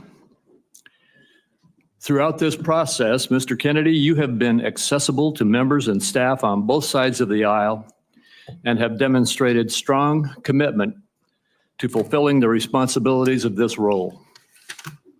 The Department of Health and Human Services oversees our nation's largest healthcare programs, providing coverage for nearly 2 in every 5 Americans. So, guys, if you remember, each committee has the Republicans control the Senate, so they control the chairmanships of the committees. And then you'll hear the ranking member is the Democrat who's like second in command on these committees. So you'll hear this guy. He's kind of Mike Crapo from Idaho talking about what's going on. But anyways, we're going to listen to it. Improving Medicare, Medicaid, and CHIP, among other initiatives, presents challenges, especially in the face of a rapidly aging population, stubbornly high costs, and persistent barriers to access. However, this also provides us an opportunity to deliver bold, transformative solutions. As a committee, we share a commitment to advancing common sense, bipartisan policies that improve the delivery of healthcare in this country. This committee has worked to realign incentives in the prescription drug supply chain, to enhance access in rural communities, to expand the availability of telehealth and improve the broken clinician payment structure. Across these and forgot, other Chad, issues, this I goes look along. forward to working with the administration to continue pursuing meaningful reform. Blah, blah, blah, blah, blah, blah, blah, blah, blah, blah. Let's get to RFK. So here we go. Here we go. In announcing his nomination, Okay. I have first with the office. Chairman. Thank you. All right. No, Mr. Chairman. Thank you. Do you know of any reason, personal or otherwise, that would in any way prevent you from fully and honorably discharging the responsibilities of the office to which you have been nominated? No, I do not. Do you agree without reservation to respond to any reasonable summons to appear and testify before any duly constituted committee of Congress if you are confirmed? Yes, I do. And finally, do you commit to providing a prompt response in writing to any questions addressed to you by any senator of this committee? Yes, I do. Thank you, Mr. Kennedy. And before you begin, if you would like to, you may introduce your wife and children. Yes. My wife, Cheryl Hines, is here. My daughter, Kit Kennedy, my son, Bobby Kennedy, his wife, Amaryllis Fox Kennedy, and my nephew, Jackson Hines, is here too. We welcome you. Well, Chad, if you weren't aware, RFK suffers from a vocal cord paralysis. It's like a spasming, and he's had it for a very long time. That's why it sounds like it basically, yeah, spasmodic dysphonia. It's actually it's kind of rare, but that's why he talks the way he does. So he's had it for about like 25, 30 years. So there's nothing he can do about it. There's not really a cure for it. So yeah, it's a neurological condition. Yeah. It's not psychological. It's actually like a physical issue with his vocal cords and his larynx. It's all an issue there. Yeah, well, 12 years of heroin, 44 years. Yes. Probably being on heroin didn't help him here. And if you guys were not aware, RFK was, yes, he was a heroin user for over a decade. And he beat it. So he's been through a lot. Yes, he did have an operation to sound better, but this is better. This is better. This is better. Did anyone read his book? I have not.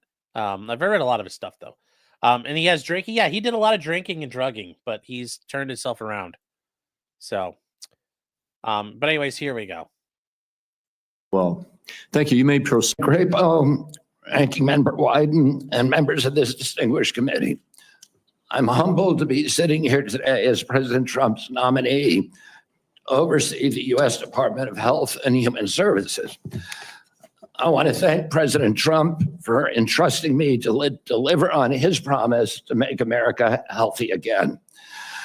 I also want to thank Cheryl and Kik and Bobby and all of my other children who are here today, and all the many members of my large extended family for the love that they have so generously shared.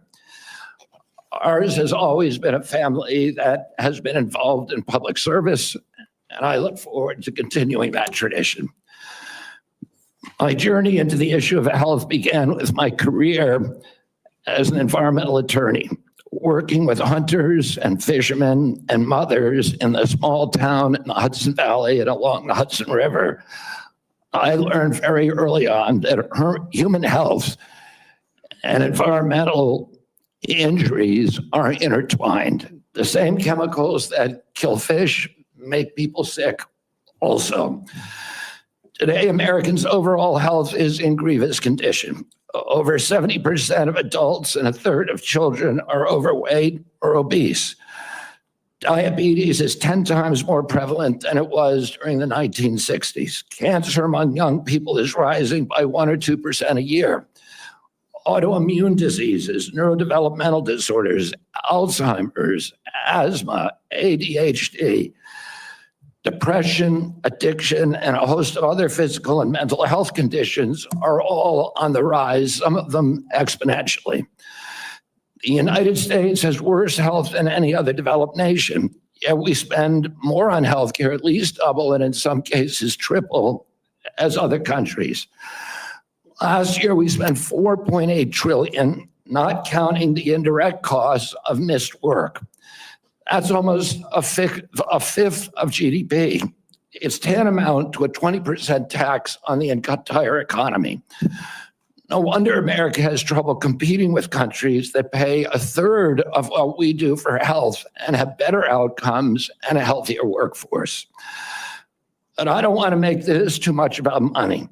It's the human tragedy that moves us to care. President Trump has promised to restore America's global strength and to restore the American dream, but he understands we can't be a strong nation when our people are so sick. A healthy person has 1,000 dreams. A sick person has only one.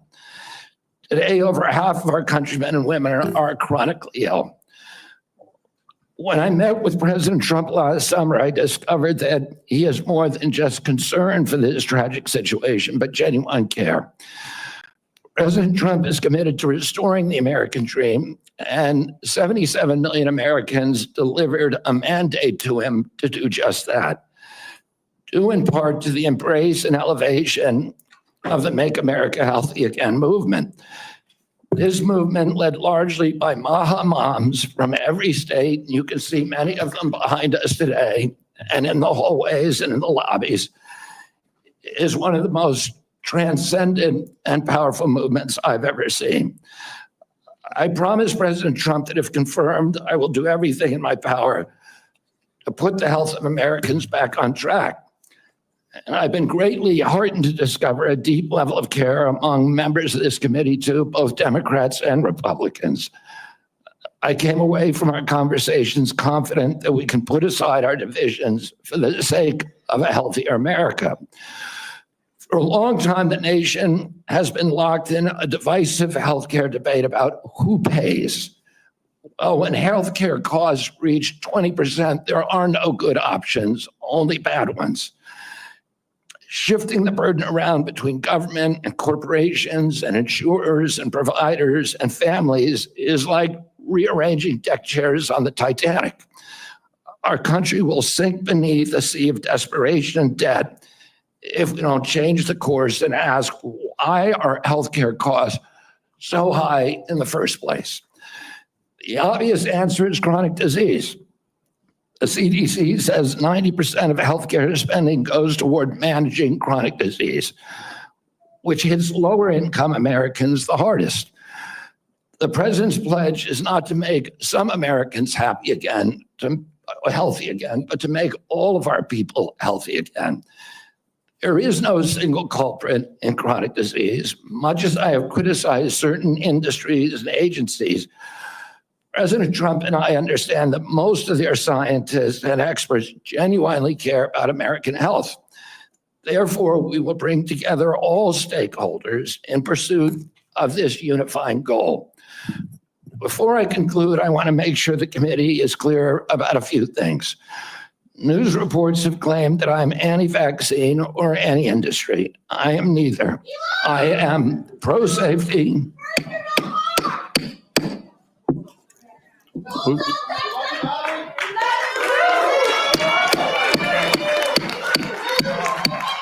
We'll have order.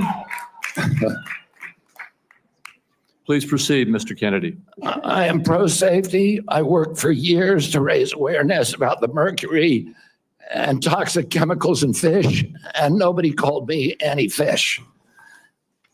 And I believe that that vaccines play a critical role in healthcare. All of my kids are vaccinated. I've written many books on vaccines. My first book in 2014, the first line of it is, I am not anti-vaccine, and the last line is, I am not anti-vaccine. Nor am I the enemy of food producers. American farms are the bedrock of our culture, of our politics, of our national security. I was a 4-H kid, and I spent my summer working on ranches. I want to work with our farmers. I want to work with our farmers and food producers to remove burdensome regulations and unleash American ingenuity. MAHA simply cannot succeed without a partnership, a full partnership of American farmers. In my advocacy, I mean, he said nothing so far that I'm like, I have nothing to disagree with so far. I've often disturbed the status quo by asking uncomfortable questions. Well, I'm not going to apologize for that. We have massive health problems in this country that we must face honestly. And the first thing I've done every morning for the past 20 years is to get on my knees and pray to God that he would put me in a position to end the chronic disease epidemic and to help America's children. That's why I'm so grateful to President Trump for the opportunity to sit before you today and seek your support and partnership in this endeavor. I will conclude with a promise. The members of this committee, to the president, and to all the tens of millions of parents across America, especially the moms, who have propelled this issue to center stage. Should I be so privileged as to be confirmed, we will make sure our tax dollars support healthy foods. We will scrutinize the chemical additives in our food supply. We will remove financial conflicts of interest from our agencies. We will create an honest, unbiased, gold standard science at HHS, accountable to the president, to Congress, and to the American people. We will reverse the chronic disease epidemic and put the nation back on the road to good health. Thank you. Thank you, Mr. Kennedy. Mr. Kennedy, I will begin. Each of us will have 5 minutes to ask you questions, and then at the conclusion of the hearing, if... So, chat, I don't really care about the Republican questions. It's the Democrat questions where they act like cunts to RFK, and he fights back is very impressive to me. So here we go. This is going to be Ron Winder from Oregon. He is going to be leading off, and we'll get to the harpy shrilling in a second. We're going to get to fucking Elizabeth Warren in a minute too. Before I begin my questions, I'd like to start by entering into the record a letter the committee received from Ambassador Carolyn Kennedy outlining what she believes is Mr. Kennedy's lack of personal fitness for the office. Without objection. Mr. Kennedy, you have spent years pushing conflicting stories about vaccines. You say one thing and then you say another. In your testimony today under oath, you denied that you were anti-vaccine. But during a podcast interview in July of 2023, you said, quote, "No vaccine is safe and effective." In your testimony today... Okay, chat, that is not me in there. I can hear somebody breathing on the feed. I don't know if you guys can hear that too. That is not me. Holy shit, that is annoying. In order to prove you're not anti-vax, so you can hear it. You note that all your kids are vaccinated. But in a podcast in 2020, you said, and I quote, "You would do anything, pay anything to go back in time and not vaccinate your kids." Mr. Kennedy, all of these things cannot be true. So, are you lying to Congress today when you say you are pro-vaccine, or did you lie on all those podcasts? We have all of this on tape, by the way. Yeah, Senator, as you know, because it's been repeatedly debunked, that statement that I made on the Lex Friedman podcast was a fragment of the statement. He asked me, and anybody who actually goes and looks at that podcast and we'll see this. He asked me, are there vaccines that are safe and effective? And I said to him, some of the live virus vaccines are. And I said, there are no vaccines that are safe and effective. And I was going to continue for every person. Every medicine has people who are sensitive to them, including vaccines. Right. So he interrupted me at that point. I've corrected it many times, including on national TV. You know about this, Senator Wyden. So bringing this up right now is dishonest. Let's be clear about what you've actually done then, since you want to deny your statements. For example, you have a history of trying to take vaccines away from people. In May of 2021, you petitioned the Food and Drug Administration to not only block Americans from having access to the COVID vaccine, but to prevent any future access to the life-saving vaccine. Are you denying that? Your name is on the petition. We brought that petition after CDC recommended the COVID vaccine without any scientific basis for 6-year-old children. Most experts agree today, even the people who did it back then, that COVID vaccines are inappropriate for 6-year-old children who basically have a zero risk from COVID. That's why I brought that lawsuit. I want to emphasize Mr. Kennedy, the facts. And before we get too far, chat, I think we should just do a little quick look here. Senator Ron Wyden from Oregon. So who gave him money? Oh, AstraZeneca, Bristol Myers Squibb, Cardinal Health, Medtronic, Novartis, Novacure. It's taken a lot of money. And this isn't even all the money that they have. He's taking a lot of fucking money, chat. He's taking a lot of fucking money. Huh. Taking a lot of money. It's interesting. Interesting stuff. Huh. Interesting. Shilling away.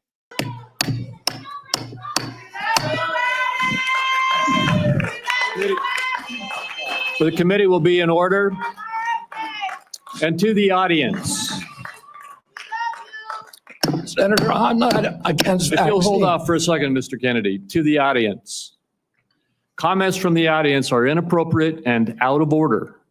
And if there are any further disruptions, the committee will recess until the police can restore order. Please follow the rules of the committee.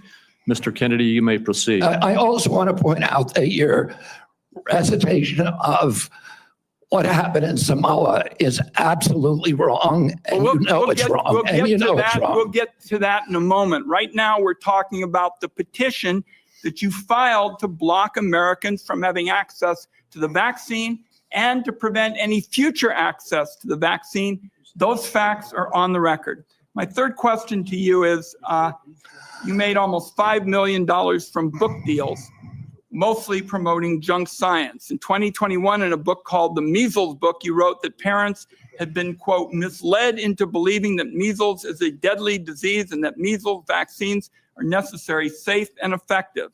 The reality is measles are in fact deadly and highly contagious, something that you should have learned after your lies contributed to the deaths of 83 people, most of them children, in a measles outbreak in Samoa. So my question here is, Mr. Kennedy, is measles deadly, yes or no? The death rate from measles historically in this country in 1963, the year before the introduction of the vaccine, was 1 in 10,000. Let me explain what happened in Samoa. In Samoa in 2017 or 2015, there were 2 kids who died following the MMR vaccine. And the vaccination rates in Samoa dropped precipitously from about 63% to the mid-30s, so they've never been very high. And in 2018, 2 more kids died following the MMR vaccine, and the government of Samoa banned the MMR vaccine. I arrived a year later when vaccination rates were already below any previous level. I went there, nothing to do with vaccines. I went there to introduce a medical informatics system. I would digitalize records in Samoa and make health delivery much more efficient. I never gave any public statement about vaccines. You cannot find a single Samoan who will say, I didn't get a vaccine because of Bobby Kennedy. I went in June of 2019. The measles outbreak started in August. Oh, clearly I had nothing to do with the measles. Not only that, Mr. Kennedy, Senator, if you let me finish. You have had some time. If you let me finish, Senator, if you let me finish, there are 83 people died. When the tissue samples were sent to New Zealand, most of those people did not have measles. We don't know what was killing them. The same outbreak occurred in Tonga and Fiji, and no extra people died. There were 7 measles outbreaks in the 13 years prior to my Chairman, I just arrival. would like to get my time back. The nominee wrote. And for those of you guys who aren't aware, you have your 5 minutes, and if the other person starts running away on the mouth, you could say, I want to reclaim my time. I want my time back, because otherwise that person could eat up all your time. Kind of think like Supreme Court arguments, except you get to stop the judge and say, no, I want my time back. A book saying that people had been misled into believing that measles is a deadly disease. He's trying now to play down his role in Samoa. That's not what the parents say. That's not what Governor Green says. It's time to make sure that we blow the whistle on actually what your views are. At least we're starting. We need to move Senator, on. I support the measles vaccine. I support the polio vaccine. I will do nothing as HHS secretary. Yes, real vaccines that really work. If the polio vaccine worked like if the polio vaccine was like the COVID vaccine, we would have like tens of millions of dead people all the fucking time. That makes it difficult or discourages people from taking either of those Anybody vaccines. who believes that ought to look at the measles book you wrote saying parents have been misled into believing that measles is a deadly disease. That's not true. We need to move on. Senator Grassley. Welcome. You know, the funny thing is, if RFK wasn't involved with Trump, Ron Wyden, as a Democrat, would be sitting over here gobbling his dick because RFK is a Democrat. That's the funny part about this.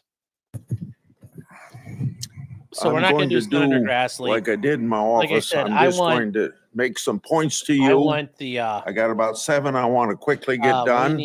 And then at the end, I'm going to ask if you disagree with anything I say, and then address those things you disagree with. I'll make sure I save time for you to do that. A key responsibility of each member of Congress is oversight. Oversight allows us to hold bureaucrats accountable to the rule of law, and it helps keep faith with taxpayers. I expect HHS to provide timely and complete responses to congressional oversight. Number 2, PBMs, something you and I discussed in our office. I've been working to hold pharmacy benefit managers accountable in order to lower prescription drug prices. I expect you to work with us to hold PBMs accountable, and that may even asking your support for legislation that's before the Congress. Drug pricing.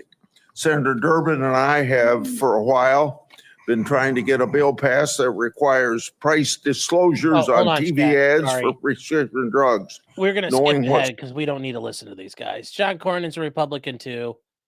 Bennett, I think, is he Republican? You said in your opening statement, which is that we live in the richest country in the world, and we have some of the worst health outcomes of any industrialized country in the world. We live in the richest country in the world, and we have some of the lowest life expectancy rates of anybody in the industrialized world.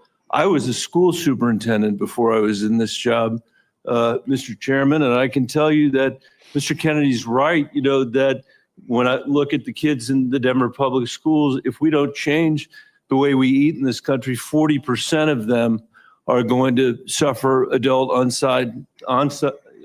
diabetes as a result of their diet. And we're, as I said, spending more than any other country in the world, and our families, every single person's constituents in this Senate. Now, some of you might say, wait, he hasn't asked a question. You don't have to ask a question. You can spend your 5 minutes and run your mouth, chat. So this is Mike Bennett from Colorado. Are facing chronic shortages when it comes to healthcare. My friend from Texas, Senator Cornyn, has been a champion on mental health care. We have an epidemic, as he knows, across this country in mental health care, partly because of what the massive social media platforms that were sitting behind the President of the United States have inflicted on our children for their profit in the last decade or so. So we have no shortage of challenges to confront, and I even agree with some of the diagnosis of of Mr. Kennedy, what is so disturbing to me is that out of 330 million Americans, we're being asked to put somebody in this job who has spent 50 years of his life not honoring the tradition that he talked about at the beginning of this conversation, but peddling in half-truths, peddling in false statements, peddling in theories that, create doubt about whether or not things that we know are safe are unsafe. Not that every vaccine in America is unsafe, not that you can't possibly have an adverse reaction, but that parents and children in my old school district and school districts all over this country would be better off not getting vaccinated than getting vaccinated. Unlike his own children who were vaccinated, unlike the people he invited to his house in Los Angeles for their party who were vaccinated. For everybody else, it's about peddling these half-truths. And he says it with such conviction that you want to believe him. And Mr. Kennedy, I just have there are many, many things in the record, but I hope that you could answer these questions, yes or no. I've tried to ask these in a manner that's faithful to what you actually said, because I didn't want to have a debate about whether you actually said them. So I'm asking you, yes or no, Mr. Kennedy. Did you say that COVID-19 was a genetically engineered bioweapon that targets Black and white people, but spared Ashkenazi Jews and Chinese people? I didn't say it was deliberately targeted. I mean, RFK isn't lying. He's not saying it's targeted, but apparently there's some resiliency if you happen to be Ashkenazi. Quoted an NIH-funded and NIH published study. Did you say that it targets Black and white people, but spared Ashkenazi Jews? I quoted a study, Your Honor. I quoted an NIH study that showed that I'll take that as a yes. I have to move on, I have to move on. Did you say that Lyme disease is highly likely a materially engineered bioweapon? I made sure I put in the highly likely. Did you say Lyme disease is a highly likely militarily engineered bioweapon? I probably did say that. Did you say that? And that's what the developer of I Lyme want all disease of our said. colleagues to hear it, Mr. Kennedy. I want them to hear it. You said And yes, there is a thought that when Lyme disease was discovered, there's some issues about it. There's some issues about it. Like,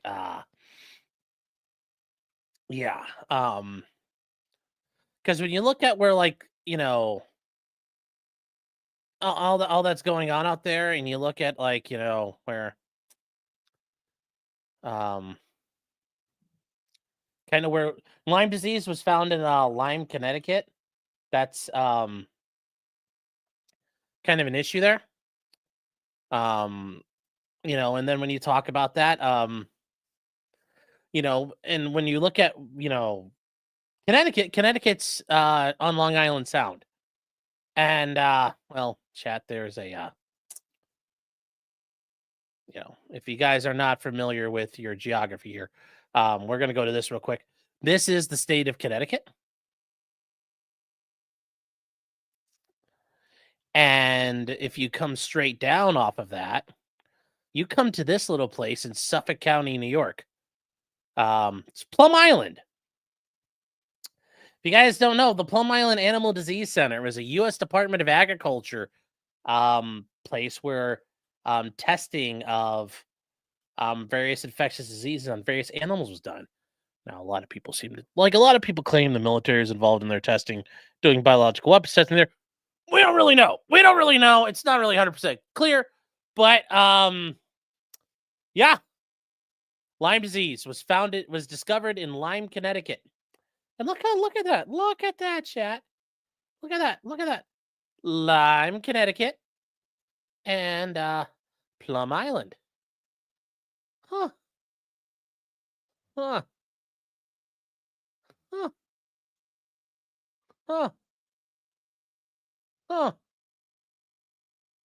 Wow.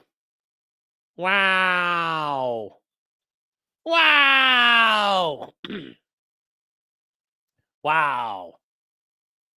Yeah. So,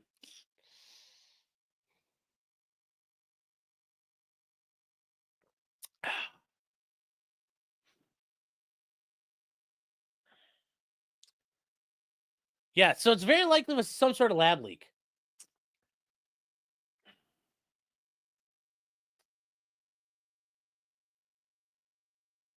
So that's a free one for you, chat. That's a free one for you.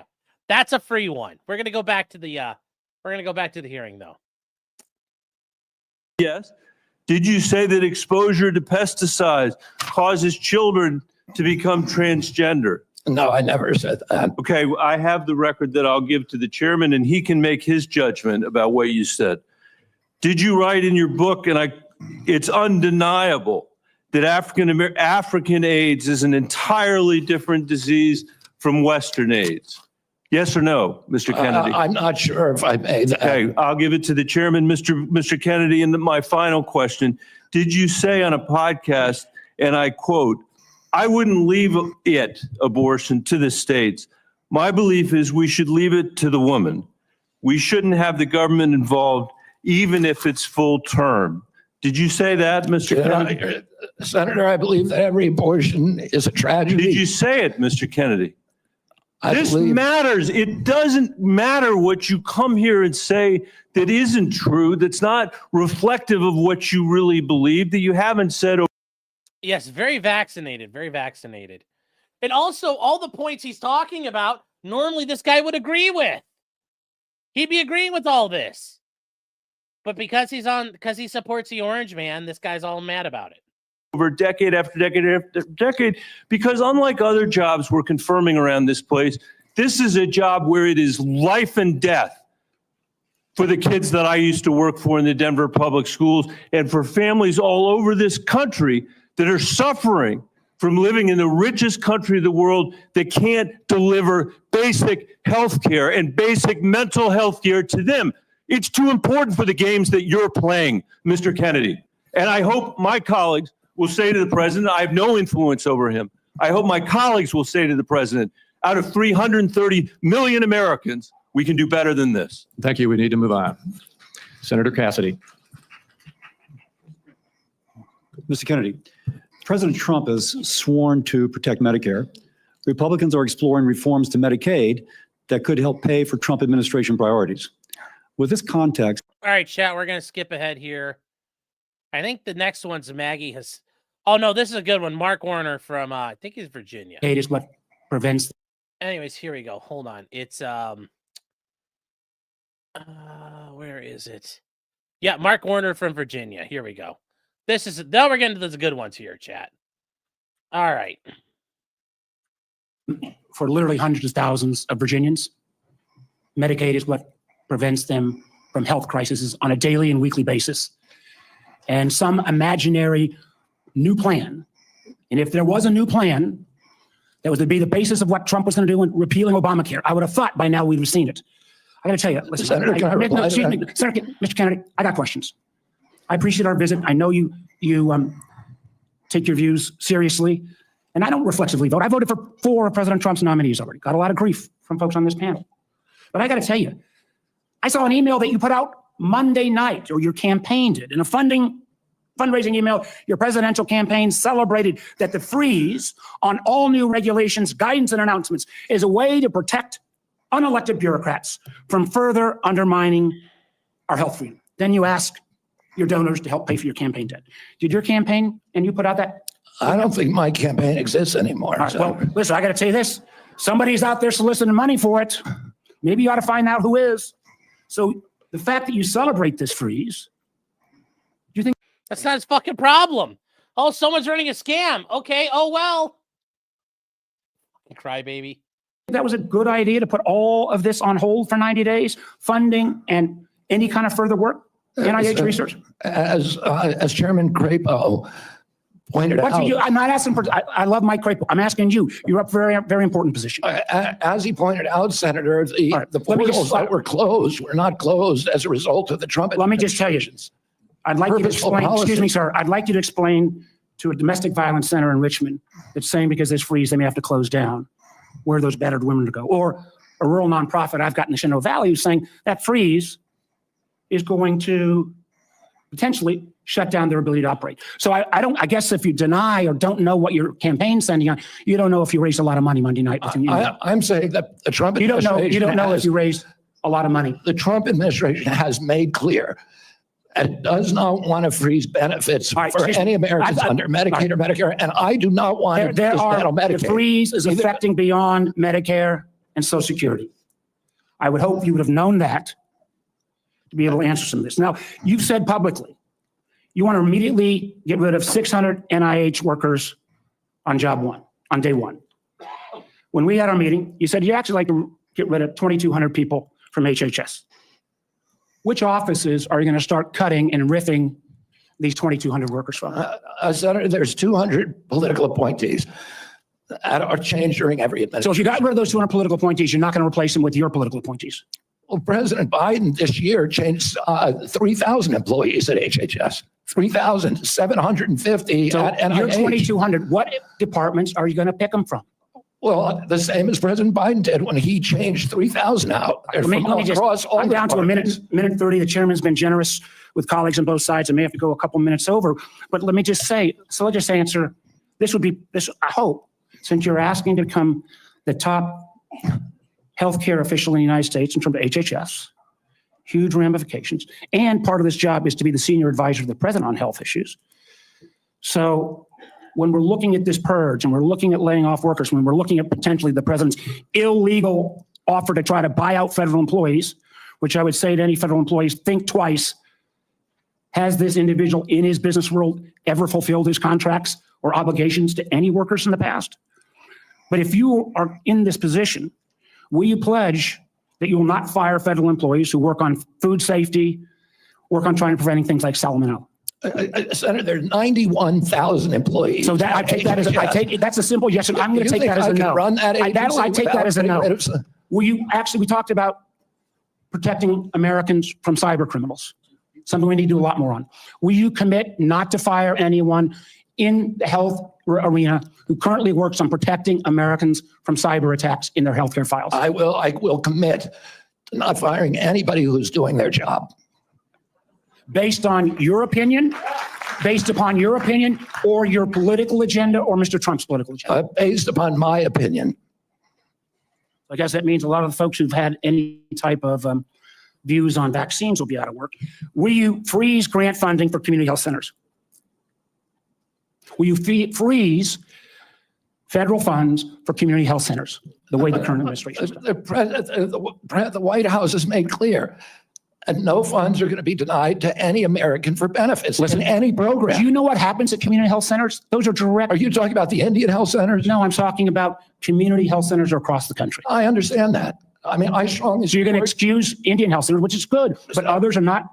They're going to get their funds frozen. I strongly support community health centers, as does the president. So does that mean you're not going to freeze the funding that is currently frozen? The White House has made clear that none of that funding is supposed to be frozen. Sir, the direct payments are different than how the government operates. We fund the federal government down to community health centers. As a former governor, there's lots and lots of state programs that are related to healthcare that come from the federal government. They come down to the state, then it goes to local programs. All of those don't directly pay out $1 at a time, but they come from federal funding. They are all, even though they keep changing the guidance on a minute by minute basis, based upon 9:45 or 10:30 or 10:45, whatever time it is today, those funds are still frozen. Sir, I just honestly, I want to give you a fair shot, but I don't feel like you approach this job with the knowledge and candidly your willingness not to commit. Try to recommend to the president to make sure these funds are unfrozen and that people's lives are at stake is a very disappointing answer. Thank you, Mr. Chairman. Senator Lankford. Chairman, thank you. Mr. Kennedy, it's good to see you again. We had some great visits. We're going to skip ahead from here because we don't need to listen to Lankford. Sheldon Whitehouse. Oh, this is a good one. This is a good one here. Sheldon Whitehouse from Rhode Island. Patients or doctors should not be reporting adverse events. We need to know what adverse events are. We need to understand the safety of every drug, mifepristone, and every other drug. And President Trump has safety issues. Thank you, Chairman. Senator Whitehouse from Rhode Island. Toolbox. Mr. Kennedy, I only have 5 minutes with you, and I've got a lot of experience with CMS, so you're just going to have to listen. 2 things. One, if you want to move from advocacy to public responsibility, Americans are going to need to hear. And guys, CMS is Centers for Medicare and Medicaid Services.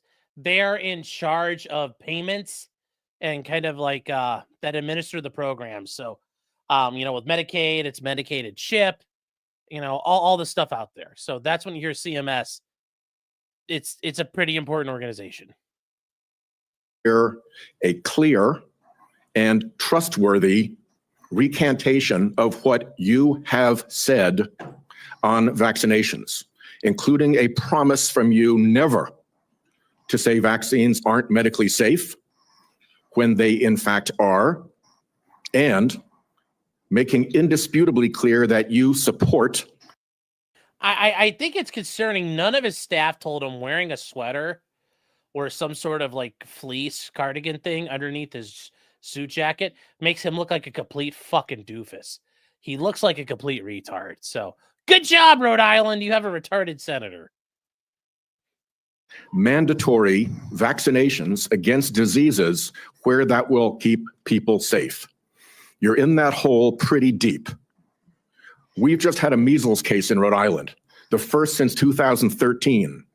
And frankly, you frighten people. 2, I want to air harms that Rhode Island has experienced from a remorseless, senseless CMS bureaucracy. CMS has for years maintained a reimbursement system that the bureaucracy could never explain, never justify, that persistently pays Rhode Island providers less than neighboring Massachusetts and Connecticut providers. A differential of 23 and 26% in our regional healthcare market. The Pending Ahead program can begin to remedy this, at least for value-based care, and it must. There has to be payment parity in the region. Rhode Island's healthcare system is bleeding out because we aren't paid what neighboring hospitals and doctors are paid. And the one act CMS took on this years ago was to make it worse. The CMS bureaucracy has also attacked one of the best accountable care organizations in the country, Rhode Island's Integra Family Doctors. Tried to throw them off the shared savings program because they said Integra years ago, briefly, fell 137 patients short of the 5,000 patients that ACOs need. CMS wouldn't listen until a court found that to be unjustified, likely illegal, irreparable harm to this high-performing ACO and its patients, and contrary to the public interest. That must stop. Last, CMS has refused to approve waivers granted elsewhere for Rhode Island from rules that are stupid for Medicare patients who are nearing the end of their days. Here's what families see. Granny is home dying. She needs to transfer to a nursing home, and Medicare insists on putting her 3 days and 2 nights in a hospital. Expensive, frightening to Granny and the family, and stupid. Granny's home dying and can't get palliative and curative care together. Inhumane and stupid. Granny's home dying and can't get home care if she can still get out into the yard or be driven to see the shore, to see Narragansett Beach, say, one more time, to recall childhood memories before she dies. Inhumane and stupid. Granny's home dying and the family's exhausted. And the respite care benefit is not to send a nurse or a caregiver, but to stuff Granny in an ambulance and haul her off to a hospital. Some respite. It's all expensive, frightening, inhumane, and stupid. But the insensate CMS bureaucracy takes a court order to be awakened to the harm they cause. I have had enough. CMS should let Rhode Island try humane end-of-life care through CMMI. Let's see if it works at a state. I bet it will save money, serve families better at a very, very delicate time, and perhaps even make a model for better health. And I heard Senator Whitehouse today. Okay, so what? You're mad at, okay, Medicare and Medicaid suck. Nobody disagrees with you. Why are you screaming at RFK? Why don't you fix this? What the fuck is he going to do? What the fuck is he going to do to fix it? He hasn't done anything yet. What the fuck? Like, I forget, how long has Whitehouse been how long has Sheldon Whitehouse been senator? Sheldon Whitehouse has been a senator since 2007. He's been a senator almost 20 fucking years. You know, and before he was the senator, he was the attorney general for Rhode Island. So he's got experience doing work, and 20 years as senator. What the fuck, man? Why ain't you doing nothing? Why ain't you doing nothing? So, I Take It Good says, have you heard of the Thorpes, the prestigious family that hail from your state? Oh, no. Yeah. So, yes, think of all the children he's touched, probably. Healthcare everywhere. I've said a lot. My time is out. You're welcome to respond in writing. I ask unanimous consent that the order declaring CMS's actions to constitute irreparable and illegal harm be put into the record. Without objection. Let me just respond very briefly, Senator Whitehouse. I'm an implacable enemy of tyrannical, insensate bureaucracies and stupid rules, and I will work with you to make CMS responsive to the needs of Rhode Island and to remedy those disparities that you talk about. I am familiar with the Integra Health plan, and it is the template for what we ought to be doing as a value-based plan.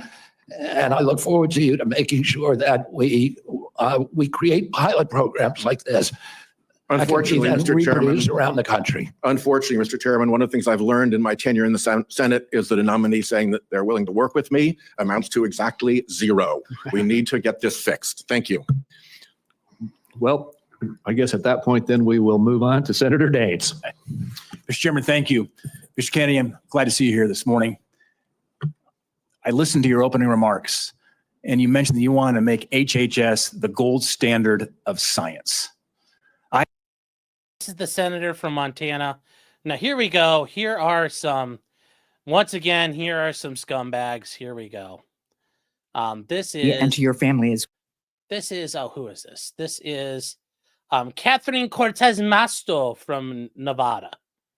Or Nevada, or whatever you want to call it. We're going to get hookers and blackjack. Here we go. Well, I want to start with a couple of concerns I have, and just briefly on Medicaid. States share in the funding of Medicaid. Millions of disabled children in this country are alive because of Medicaid. Millions of people with addiction in this country are in recovery because of the services provided to them by Medicaid. And millions of chronically ill people who, until Medicaid expansion was enacted, who couldn't get health care and therefore couldn't work because they were too sick, got health care through Medicaid expansion, then went back to work, and now they're on private insurance. So those are some facts about Medicaid that you might want to brush up on.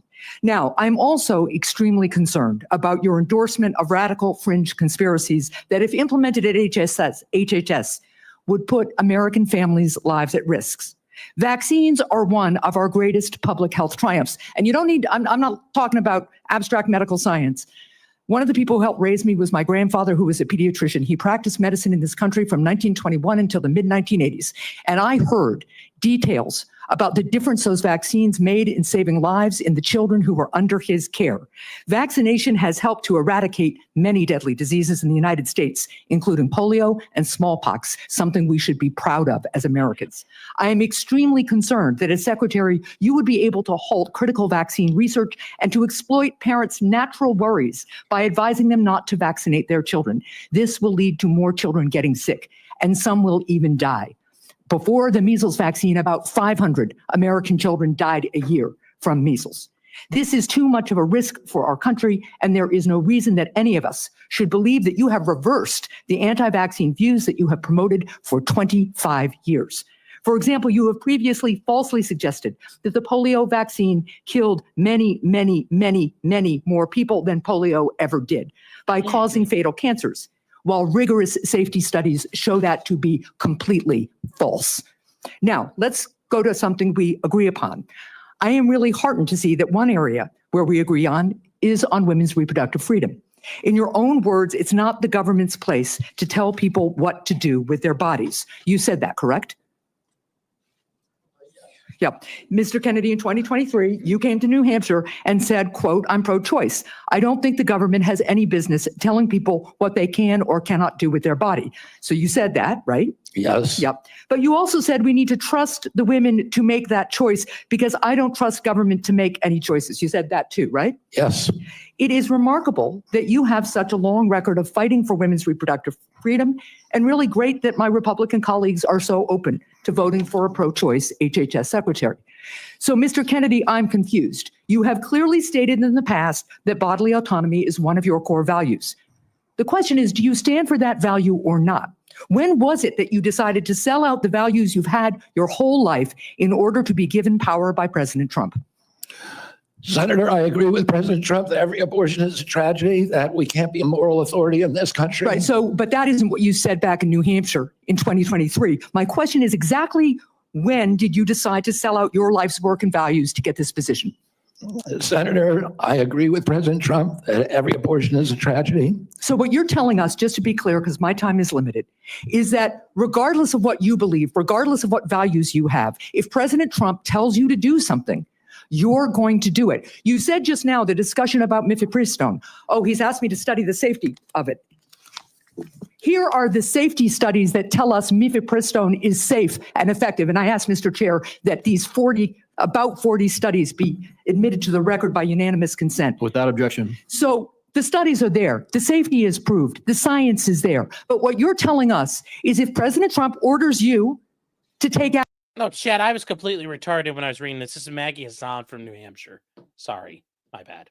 Action to make it harder for women to get direly needed health care, you'll follow his order. If Mr. Trump, as he did yesterday, orders a halt on Medicaid payments that are essential for taking care of people with disabilities all around this country, you're going to follow that order because you are willing to sacrifice your values, your knowledge, if President Trump tells you to do that. That, to me, is unacceptable in a Secretary of Health and Human Services.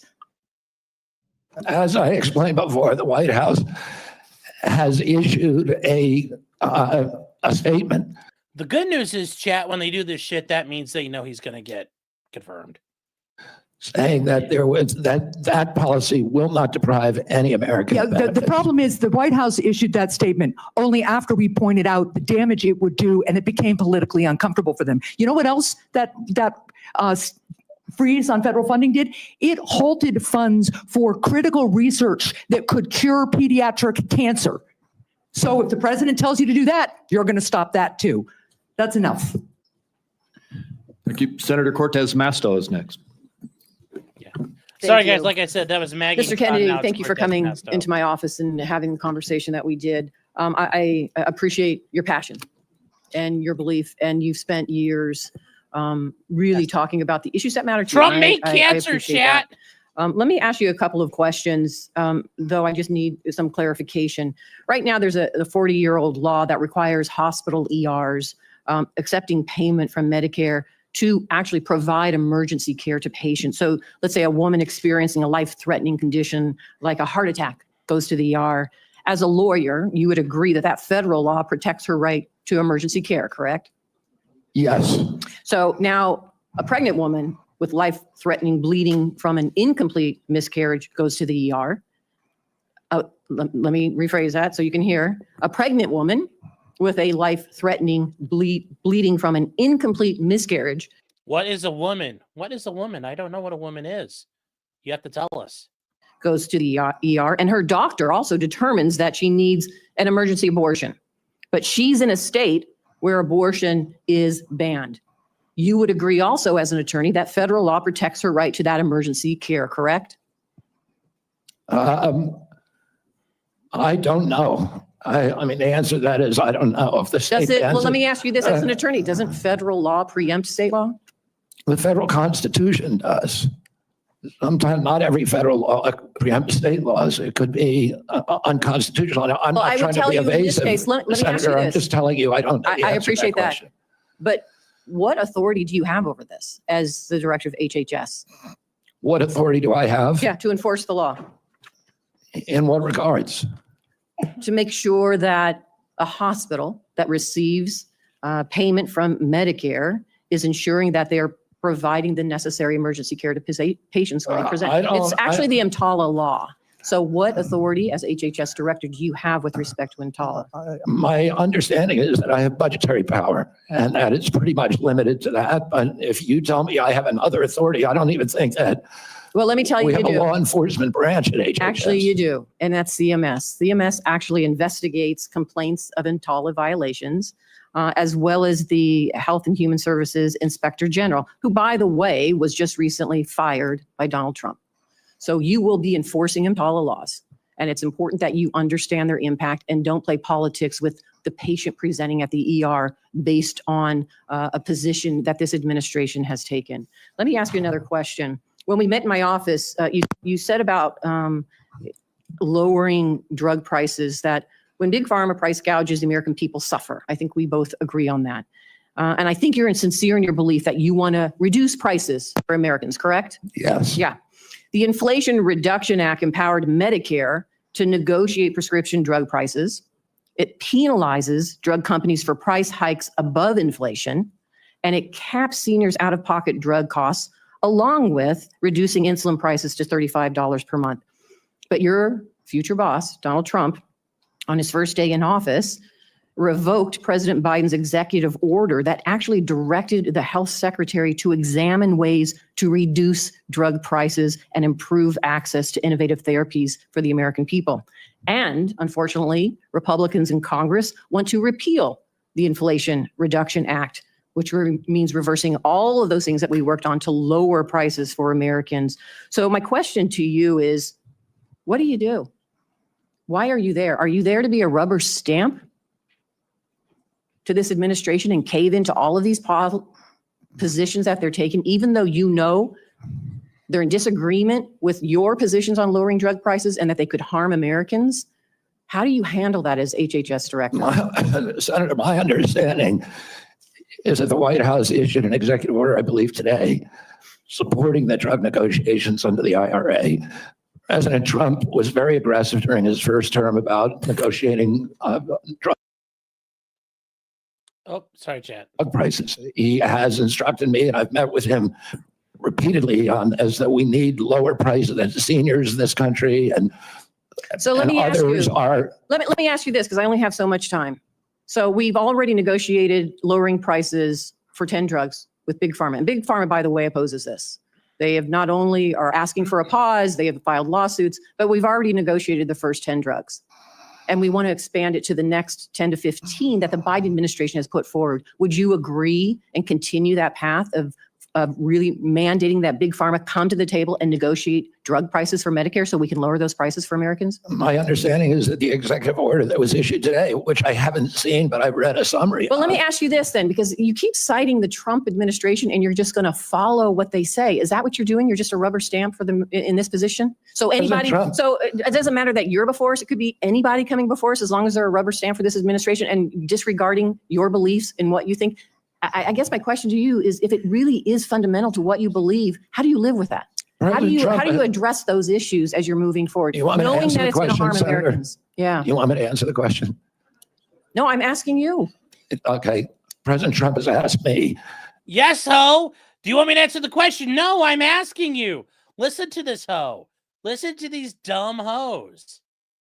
Just these hoes ain't loyal. They ain't loyal to nobody. And the chronic disease epidemic and make America healthy again. And I'm So in a is that the unique only reason why position. you're at HHS? Is that the Excuse only me. reason why then you're at the HHS to address that one issue? President Trump has asked me because I'm in a unique position to end that. And that is what I'm doing. And if we don't solve that problem, Senator, Yes, this is pretty much correct as well. Nick Arcade says, Nick Arcade smoking on an uncivil pack saying, Sean Good Logic and Robert Gay are far right loons. You know, honey, let me tell you something here. Okay, come here. We're going to talk about a secret. You have no idea how fucking far right I am. You have no idea how far right I am. Let me just tell you that. Like, you even really put me in comparison with these two. Oh. You underestimate me a lot. Just saying. Yes, it's to be like, ma'am, a man is talking now. Please let him talk. All of the other disputes we have about who's paying, and whether it's insurance companies, whether it's providers, whether it's HMOs, whether it's patients or families, all of those are moving deck chairs around on the Titanic. Our ship is sinking. Our 60% increase in Medicaid over the past 4 years is the biggest budget line now, and it's growing faster than any other. And no other nation in the world has what we have here. No other nation has a chronic disease. We have the highest chronic disease burden of any country in the world. We had, during COVID, we had 16% of the COVID deaths in a country. We only have 4.2% of the world's population. We had a higher death count than any country in the world. And when CDC was asked why, they said it's because Americans are the sickest people on earth. The average person who died from COVID, American, had 3.8 chronic diseases. This is an existential threat economically to our military, to our health, to our sense of well-being. And it is a priority for President Trump. And that's why he asked me to run the agency. And if I'm privileged to be confirmed, that's exactly what I'll do. Senator Barrasso. Thanks so much, Mr. Chairman. Mr. Kennedy, thank you for taking time to visit with me We're going to skip in my ahead office here. prior. Again, like I said, it's not as interesting listening to them talk. It's not as interesting here. We're not going to listen to this one. This one is, we're going to go, yeah. Here you go. Here's Elizabeth Warren. Pocahontas herself. Asked you to quote. You know one thing she's not going to talk about now? She's not going to talk about the motherfucking Indian Health Service, which is an actual thing, guys. That the Indian Health Service is what administers healthcare on the reservations through the Bureau of Indian Affairs. And it's actually a really shittily run thing. It's one of the things that's actually kind of criminal that is in the government that treats people, provide services. And it's funny, you're not going to hear fucking Pocahontas say a motherfucking word about the Indian Health Service at all. It's almost like she like fucking dropped that shit. So,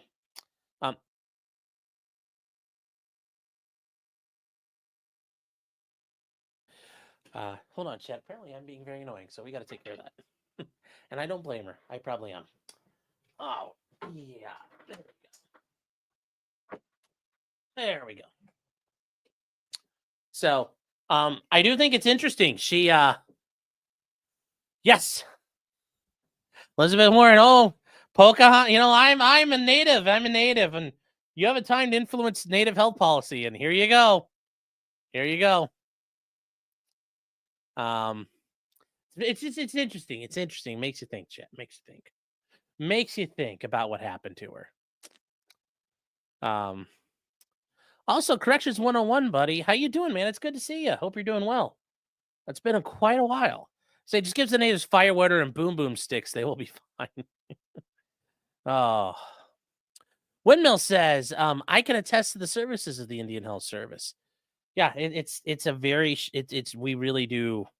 Like I said, I will say that's the one thing Justice Gorsuch said. She is probably the biggest proponent of the Indians that's ever made it onto the Supreme Court, and they are thrilled about him. And you might say, what? He is. There are a lot of things we haven't done right by them. So, but anyways, here you go. Yes, for context, Elizabeth Warren received $1 million from pharma lobby groups. Yes, she has. So here we go. Clean up corruption and conflicts. Sounds great. You said that you will, quote, slam shut the revolving door between government agencies and the companies they regulate. That also sounds great. So here's an easy question. Will you commit that when you leave this job, you will not accept compensation from a drug company, a medical device company, a hospital system, or a health insurer for at least 4 years, including as a lobbyist or a board member? Can you just repeat the last part of the question? Can I commit You're to not going what? to take money from drug companies in any way, shape, or form. Who? Me? Yes, you. Oh. Yeah, I'm You're happy to commit to that. Okay, good. That's what. You know, like, I don't understand why she asked that question. Like, you're not going to take money from the drug company. It's like, yeah, no, he's secretly going to do that. He's secretly going to do that. Oh, and there was a comment here somebody highlighted for me. Somebody asked the question here. Greg said, what was the significance of Plum Island? Plum Island is part of the Plum Island Animal Disease Research Institute, and it's across the Long Island Sound from Lyme, Connecticut. So, as many people widely believe that the military was involved in biological weapons testing there, and Lyme disease was a lab leak, which kind of makes a little sense. There's some theory, there's some credence to it. Not a lot, but it is a very plausible theory. So that's the Plum Island thing. The idea that Lyme disease was a military experiment. Because out of nowhere, it just popped up in the 1970s. Out of nowhere. So, but anyways, let's get back to this. I figured. I said it's an easy question to start with. And I think you're right on this. I don't think any of them want to give me money, by the way. Let's keep going. You're right, because to say yes, because every American has the right to know that every decision you make as our number one health officer is to help them and not to make money for yourself in the future. So I want to talk more about money. I'm looking at your paperwork right now. In the past 2 years, you've raked in $2.5 million from a law firm called Wisner Baum. You go online, you do commercials to encourage people to sign up with Wisner Baum to join lawsuits against vaccine makers. And for everyone who signs up, you personally get paid. And if they win their case, you get 10% of what they win. So if you bring in somebody who gets $10 million. And that's pretty cheap, chat. Most firms, most contingency stuff is 30%. So taking 10% is pretty, that's pretty generous with your client. We only take 10% on what we win. Now, it helps RFK's worth what? What's his net worth? Probably $30 million? I mean, the Kennedys are worth oodles and oodles of money. RFK net worth is, what's his net worth? He's got a $30 million net worth. Yeah, so he could afford to do this. RFK's done a lot of his public interest law work. So, yeah, imagine organizing operations to defend public health. Yes. So, but yeah, take a 10%. That's so, yeah. So, anyway. You walk away with $1 million. Now, you just said that you want the American people to know you can't be bought. Your decisions won't depend on how much money you could make in the future. You won't go to work for a drug company after you leave HHS, but you and I both know there's another way to make money. So, Mr. Kennedy, will you also agree that you won't take any compensation from any lawsuits against drug companies while you are secretary and for 4 years afterwards? Well, I'll certainly commit to that while I'm secretary. But I do want to clarify something because you're making me sound like a shill. I put together that case. I did the Science Day presentation to the judge on that case to get it into court. Mr. Kennedy, it's just a really simple question. Yes. Mr. Kennedy, are you going to refuse to sue Big Pharma? Are you going to refuse to help people fight corporate interests that I suck the dick of? Me, Senator Warren, being a shill for corporations, I want you to promise you won't attack them. Fuck you, you cunt. You've taken in $2.5 million. I want to know if you will commit right now that not only will you not go to work for drug companies, you won't go to work suing the drug companies and taking your rake out of that while you're a secretary and for 4 years after. It's just I'll commit to not taking any fees from drug companies while I'm secretary. No.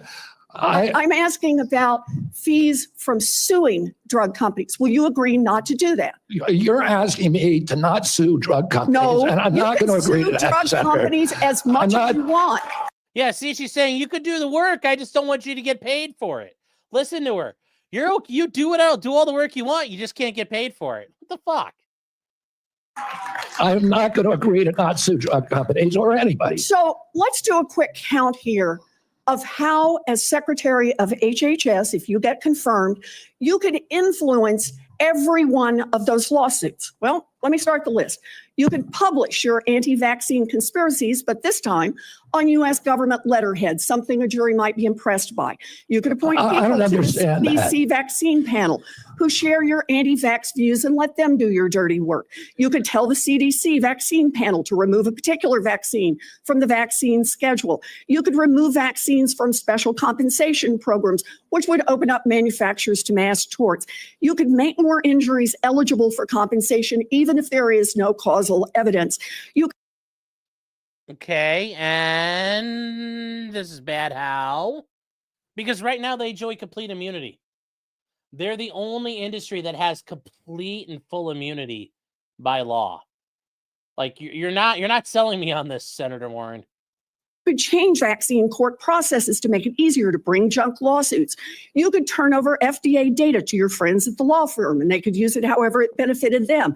You could change vaccine labeling. You could change vaccine information rules. You could change which claims are compensated. Oh no, more transparency in drug labeling. Oh no, chat, we can't have that. The horror of it all. I mean, look at these these people behind her are like, wait, she's like doing what now? I thought we were all for this stuff. In the vaccine injury compensation program, there's a lot of ways that you can influence those future lawsuits and pending lawsuits while you are Secretary of HHS. And I'm asking you to commit right now that you will not take a financial stake in every one of those lawsuits so that what you do as secretary will also benefit you financially down the line. I'll comply with all the ethical guidelines. That's not the question. You have said You're asking me, Senator, you're asking me not to sue vaccine pharmaceutical companies. Yeah, you are. That's exactly what you're doing. Well, look, no one should be fooled here. As Secretary of HHS. Oh, listen to her. No, that's not what I'm saying. Fuck you. God, she looks like a man right now with that haircut. Yes, Robert Kennedy will have the power to undercut vaccines and vaccine manufacturing across our country. And for all of his talk about follow the science and his promise that he won't interfere with those of us who want to vaccinate his kids, the bottom line is the same. Kennedy can kill off access to vaccines and make millions of dollars while he does it. Kids might die, but Robert Kennedy can keep cashing in. Senator, I support vaccines. I support the childhood schedule. I will do that. The only thing I want is good science, and that's it. How about then say you won't make money off what you do as Secretary of HHS? Before we go to Senator Tillis, I think it would be important for me to make it very clear that Mr. Kennedy has gone through the same Office of Government Ethics process as every single other nominee. Blah, blah, blah, blah, blah, blah, blah, blah, blah, blah, blah, blah, blah. Oh, here we go. Senator Bernie Sanders with his 3 houses, chat. That's right. Remember, he's for the people, but he owns 3 houses, including a lake house. You know, because this is what you want is some, you know, New York Jew telling you like how it is to be a millionaire and billionaire. The millionaires and the billionaires. I very much like the slogan that you coined, Make America Healthy Again. And I strongly agree with that effort. Despite spending, as you indicated, 2 or 3 times as much per capita on healthcare as other nations, we have 85 million people who are uninsured, underinsured. We have all kinds of chronic illnesses. Our life expectancy is lower than other countries. And for working class people in this country, they are living 6-7 years shorter lives than the top 1%. We got a problem, okay? And I'm going to suggest some ideas that I think can remedy that. Yeah, we do have a problem. Last year, the insurance industry in this country made over $70 billion, while at the same time, 85 million Americans are uninsured or underinsured. Do you agree with me that the United States should join every other major country on earth and guarantee health care to all people as a human right? Yes? No? Senator, I can't give you a yes or no answer to that question. Healthcare a human right? Is healthcare a human right?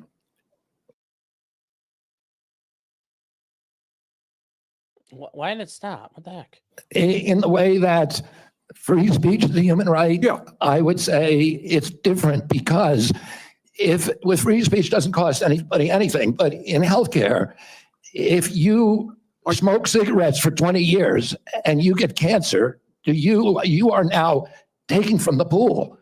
And so are you guaranteed the same right? Or is there also a duty? I'm sorry.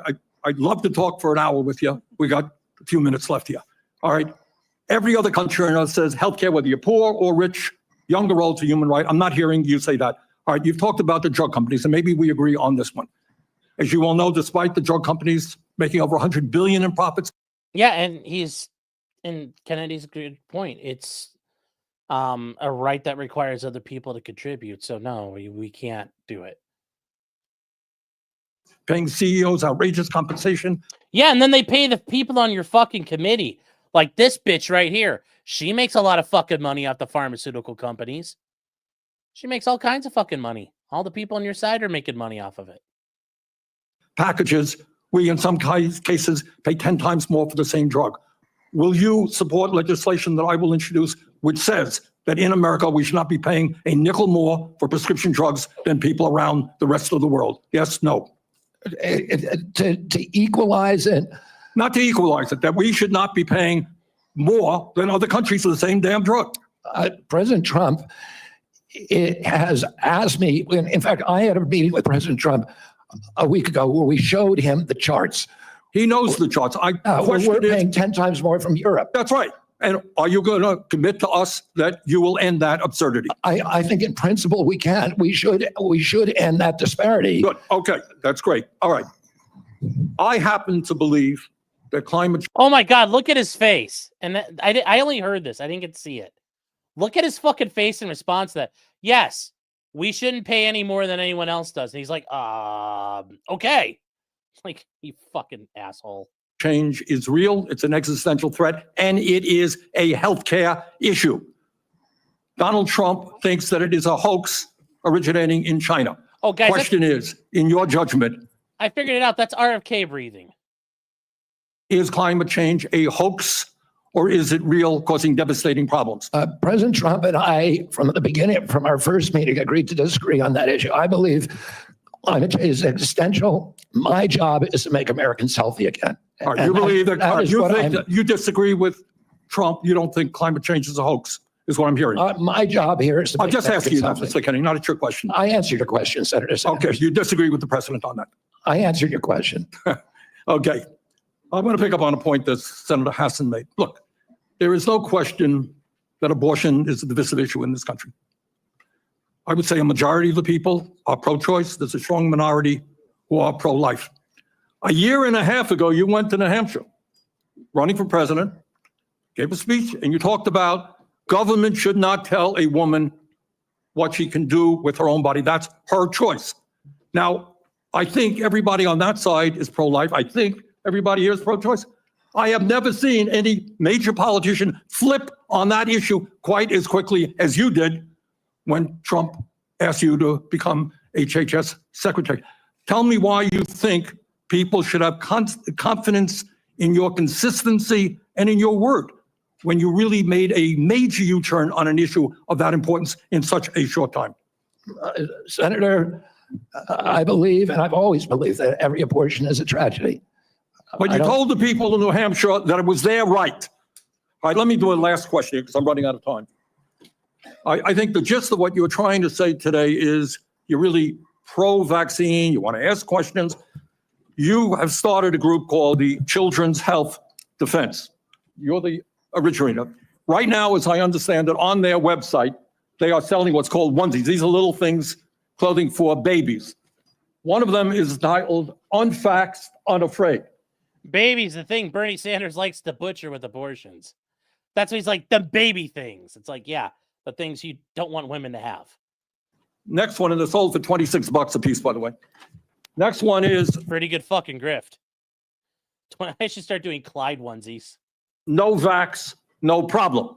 Now you're coming before this committee and you say you're pro-vaccine. Just want to ask some questions. And yet your organization is making money selling a child's product to parents for $26, which casts fundamental doubt on the usefulness of vaccines. Can you tell us now that you will, now that you are pro-vaccine, that you're going to have your organization take these products off the market? Senator, I have no power over that organization. I'm not part of it. I resigned from the board. That was just a few months ago. You founded that. You certainly have power. You can make. Yeah, I quit. I don't work there anymore. You need to fix it. I quit. I don't have any power anymore there. But you founded it. I quit. I took a new job. Like, seriously, what kind of fucking case is this? You need to go change the sign in front of the McDonald's. I don't work there anymore. Are you supportive of this? I've had nothing to do with Are you leadership. supportive of these onesies? I'm supportive of vaccines. Are you supportive of this clothing, which is militantly anti-vaccine? I am supportive. Brian's got the right idea. Fire sale, 1999. That's right. Sell them for $1 over cost. That's what I would do if I was Children's Health Alliance. Sell them for like $1 at cost. You'd sell like 1 million of them. Yes, Bernie's never worked in the private sector. He doesn't understand.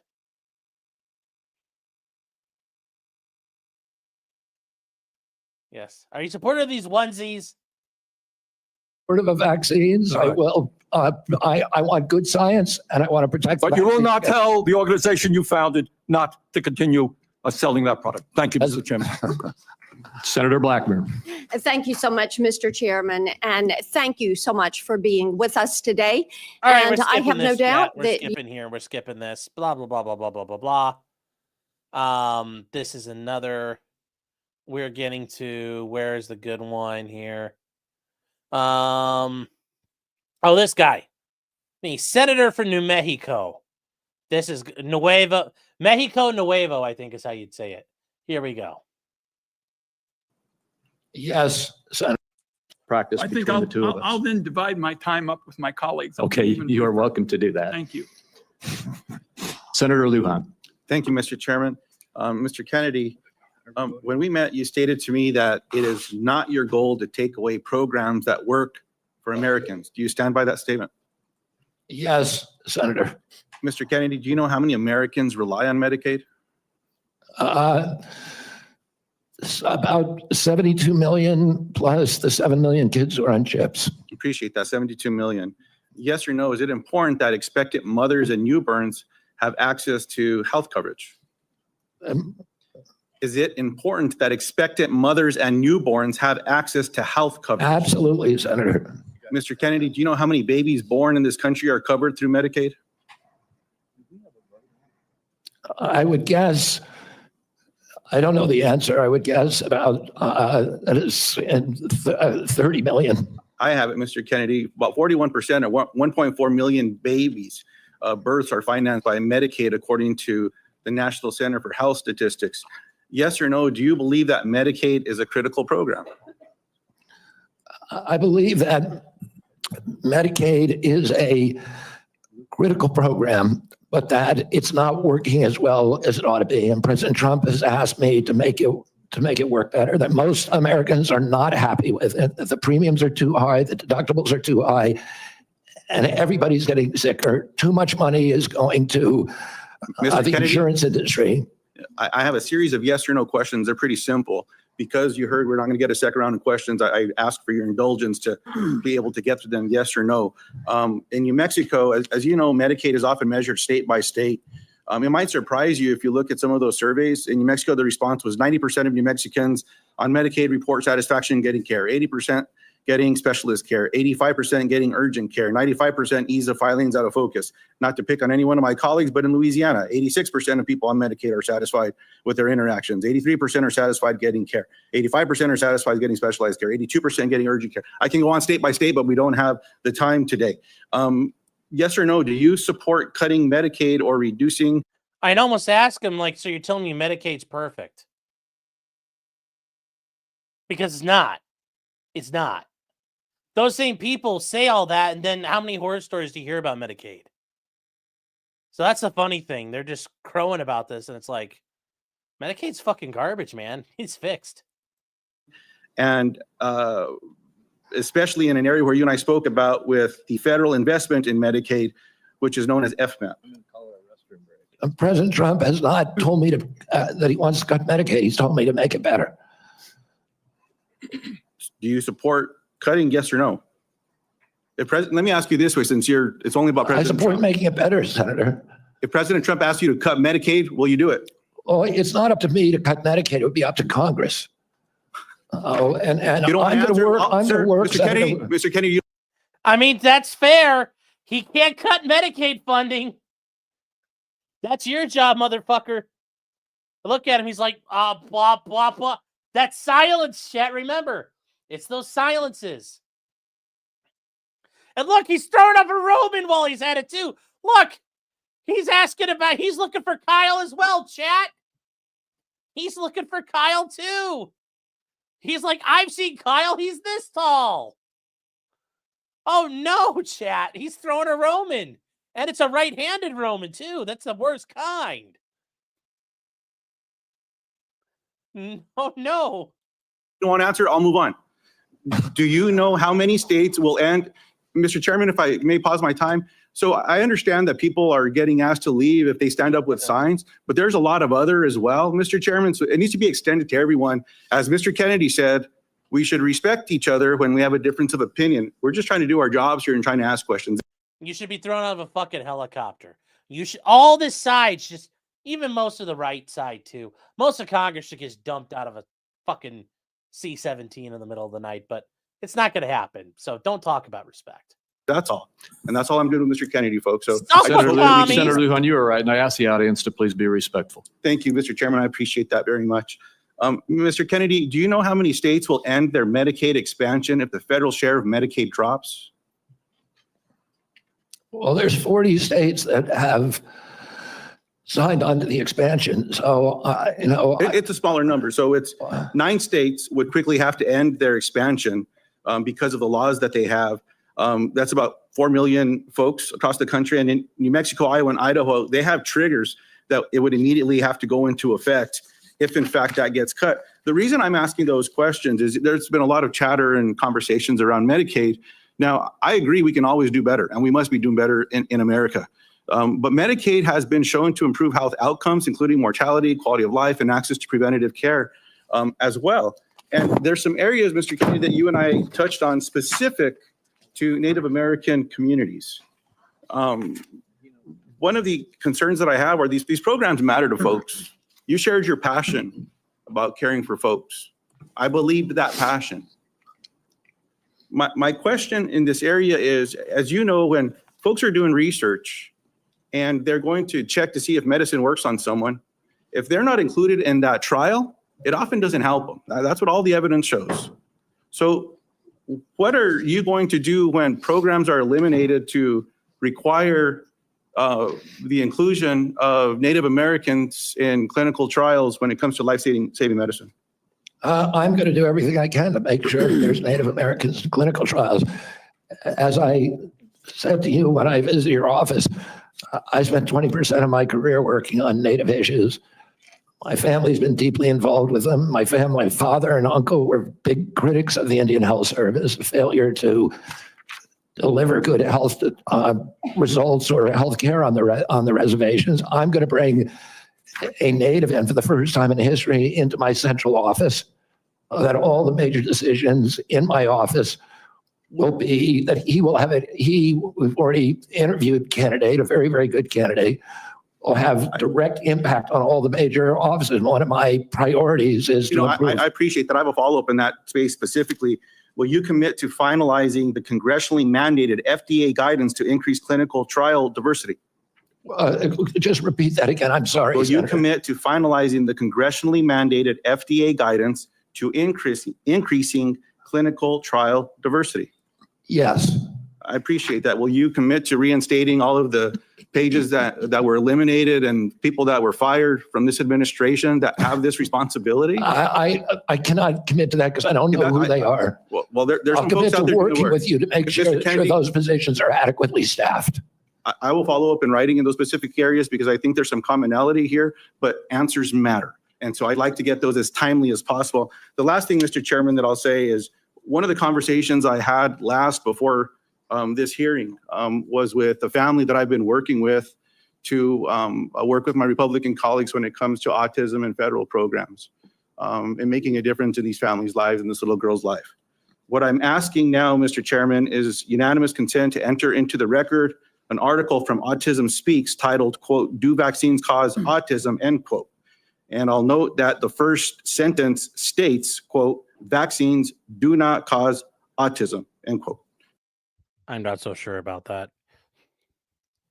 You're talking about, I almost like, God, if I ever get to the point in front of a congressional committee, like talking about autism, like, what kind of autism do you want to talk about? You want to talk about train autism, World War II autism, airplane autism, sword autism? What kind of autism are we talking about?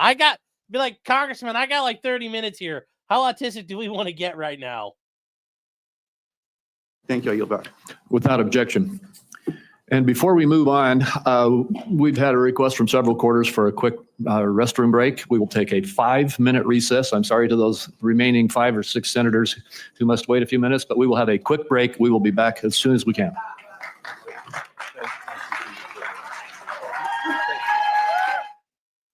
All right, chat. Now, just real quick, the whole Native American thing,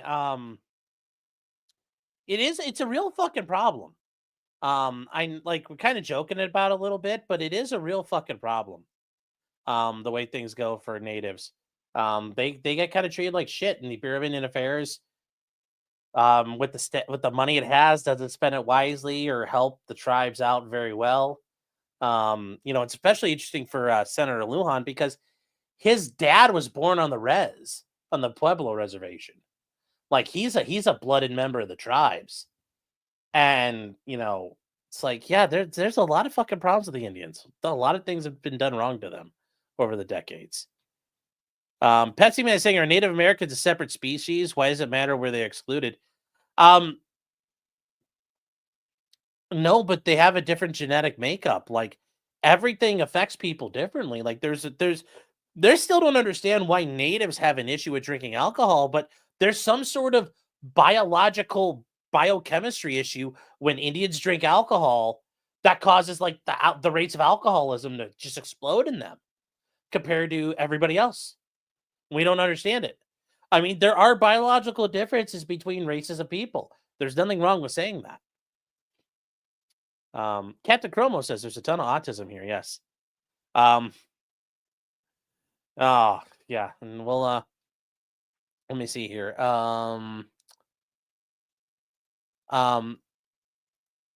Okay, hold on. Yeah, Chugi Show is saying that the raw alerts say the helicopter's been located upside down and almost fully submerged. What's left of it? Tim Riggs said, did I see Tyler Fisher's video about the Trump EOs? I don't know which video specifically you're talking about. Hold on here. Maybe I know which one you're talking about. No, I am not. I'll take a look at them. It sounds like it could be funny. But I have not seen them. No. Copy Kitty is a new member. Well, thank you. Thanks for the support. Angela says not whippets. Okay. Well, oh, Kevin Dorr says Tulsi's not going to get the votes after getting voted down. Donald Trump should nominate National Security Advisor Waltz. He's more in line with what they like. That Donald Trump makes Tulsi National Security Advisor. Yeah, the problem is though, Waltz is kind of like neocon-y. He was Dick Cheney's counterterrorism advisor, so not a big fan of Waltz. Not a big fan. Waltz is big supporting.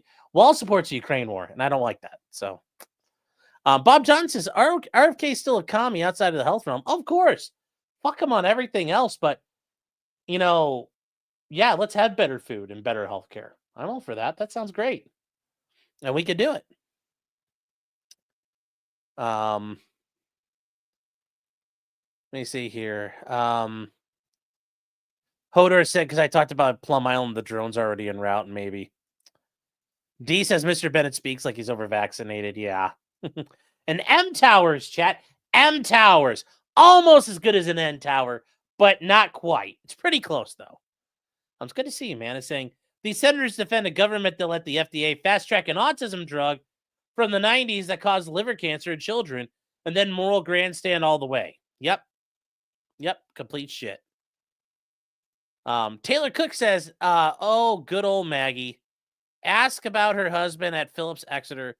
All of the New Hampshire governors I've met, of all the New Hampshire governors I met, she was the most dim. Yes. Corrections 101 says far right. Hell yeah. Bob Johnson says, I'm a Samoan size small. Yes. Red Guy 1234431 says, Senator, can you send me that list? Oh, El Barto says, hey, Elizabeth, see that? It's a kitchen. Now get in there. See, I don't know. I wouldn't want Elizabeth Warren touching a kitchen, though. Her food's got to be fucking disgusting. M Towers again, it's saying, Senator Warren, please sue the big financial firms and banks, but don't sue Big Pharma. Please. Yes. It's interesting how that goes. Natasha says, clinical trial diversity. To me, it sounds like he wants to force people to participate in a trial. No, but it's the idea that you would go out and you get people from various different things, including Native Americans. Like I said, they do have different biological makeup. Like alcoholism is rampant in the Native community. We don't really know why. Drugs affect people differently. There's nothing wrong with, making sure we do have people out there who are contributing so we can find out, do these drugs affect people? Because the drugs do affect people differently based on genetic predispositions. Poe says, have you ever been to a yard sale on a reservation? No. I've heard you can find all kinds of cool shit on a res, though. Lots of items year round, but staffing needs work. Yeah. You can find all kinds of cool shit on a res, though. That's the neat part about the res. It's like its own little world. Foaming is not a crime. You're correct, it's not. Are you TISM maxing chat? I don't know. Autism Speaks to be my biography. No, it would not.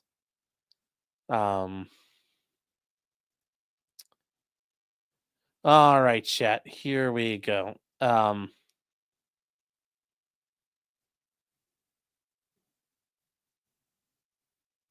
Where did I say I would turn down food? I said, would I prefer us to have like cleaner and better food? Of course. Why wouldn't I? Like nothing Robert Kennedy today said so far. I'm like, oh, that's bad. I'm like, cleaner, healthier food. Food with less additives in it. All the dye causing cancers. Why wouldn't I? I'm for that too. Sounds great. I'm not turning down food. I would just like to have better food. So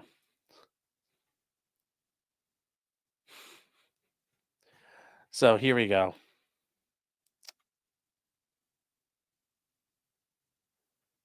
All right, here we go, chat. Hold on here. We're going to skip ahead. We're going to get the last little bit of this from RFK. Don't care about the Republicans talking because they're good. This is Raphael Warnock, the senator from Virginia or Georgia. And guys, by the way, Trump fucking made this guy senator because he told people to stay home and not vote. So nobody voted in the elections prior to 2020, like right after that. And that's why Georgia has 2 Democrat senators. So that is one of the things Trump fucked up, saying it's all rigged. Crapo and Ranking Member Wyden, it's great to be here.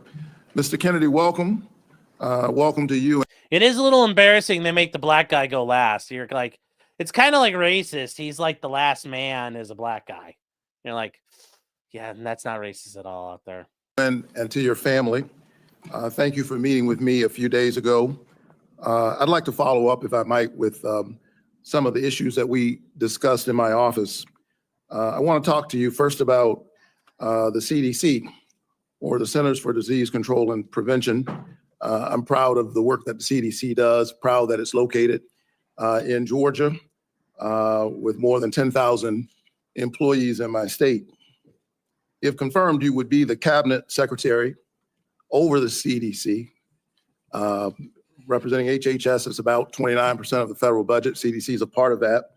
Do you agree that the CDC's work is critical to Georgia, critical for our country, and the health of the entire world? Yes, Senator.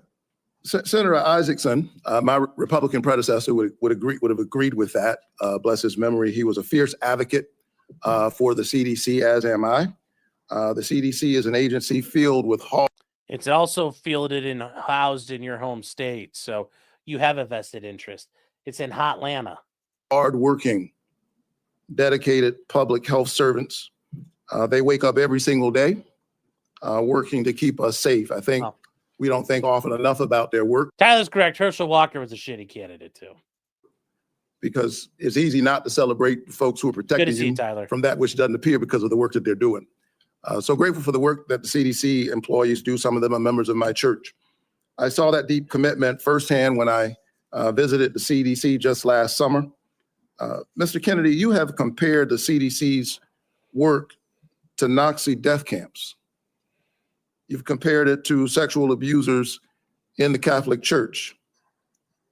You've also said that many of them belong, this is a direct quote, many of them belong in jail.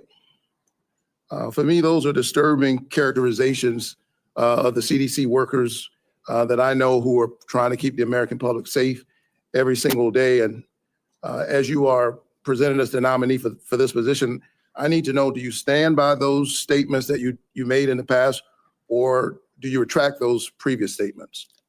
Senator, I don't believe that I ever compared the CDC to Nazi death camps. I support the CDC. My job is not to dismantle or harm the CDC. My job is to empower the scientists if I'm privileged to be confirmed. So you retract those statements? I'm not retracting it. I never said it. Well, actually, I have a transcript of me saying that it's a Nazi death camp. Let me read your words. It says that the institution CDC and the vaccine program, is your description of their work, is more important than the children that it's supposed to protect. And you know, it's the same reason we had a pedophile scandal in the Catholic Church. It's because people were able to convince themselves that the institution of the church was more important than these little boys and girls who were being raped. That's pretty provocative language. You said. He's not lying, though.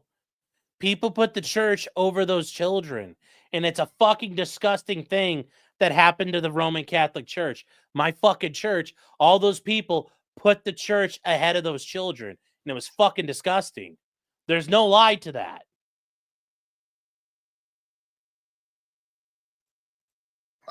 In another statement to me, this is like Nazi death camp. I mean, let me finish. I'm just reading your words. I mean, what happened to these kids? 1 in 31 boys in this country, their minds are being robbed from them. Yeah, I was not comparing the CDC to Nazi death camps. I was comparing the injury rate to our children to other atrocities. And I wouldn't compare of course, the CDC to Nazi death camps to the extent that any statement that I made has been interpreted that way. Yeah, I don't agree with that. In 2003, the United States Congress Government Oversight Committee ended an over a year investigation of the CDC and used almost that same language. They said that the CDC, just one division, one branch, the Immunization Safety Office, had put institutional self-interest and pharmaceutical profits ahead of the welfare and health of American children. So that was a conclusion by Congress. And I repeated that. I'm asking you because you're the nominee for HHS. It sounds like you stand by those statements. Senator, my objective is to support the CDC. There's nothing I'm going to do that is going to harm CDC. I want to make sure that our science is gold standard science, so that it's free from that same government oversight investigation committee. That the panels, the ACIP panel within CDC, I think 97% of the people on it had conflicts. I don't believe that that's right. I think we need to end those conflicts and make sure that scientists are doing unobstructed science. So I want to enter this statement, by the way, into the record without objection. Without objection. Last week, the White House gagged HHS and the CDC, preventing them from communicating all important public health information to anyone, including all of our allies, including our allies in the United States and global disease prevention. Can you just answer yes or no, because I'm running out of time? Do you agree with that action? I was not consulted on it, but that's pretty much standard I'm asking operating you to- procedure for incoming administration. So you agree with the action that gagged Yes, it happens all the fucking time. You faggot. HHS and CDC from communicating important public health information? to the That public? directive made sure that no public health and only non-essential travel and mass communications were temporarily suspended pending the confirmation of a new HHS secretary. This is standard operating procedure for every administration. I get it. I don't think what we've seen over the last several days is standard operation for new administration. I think we're seeing some unprecedented actions, but you agree with it.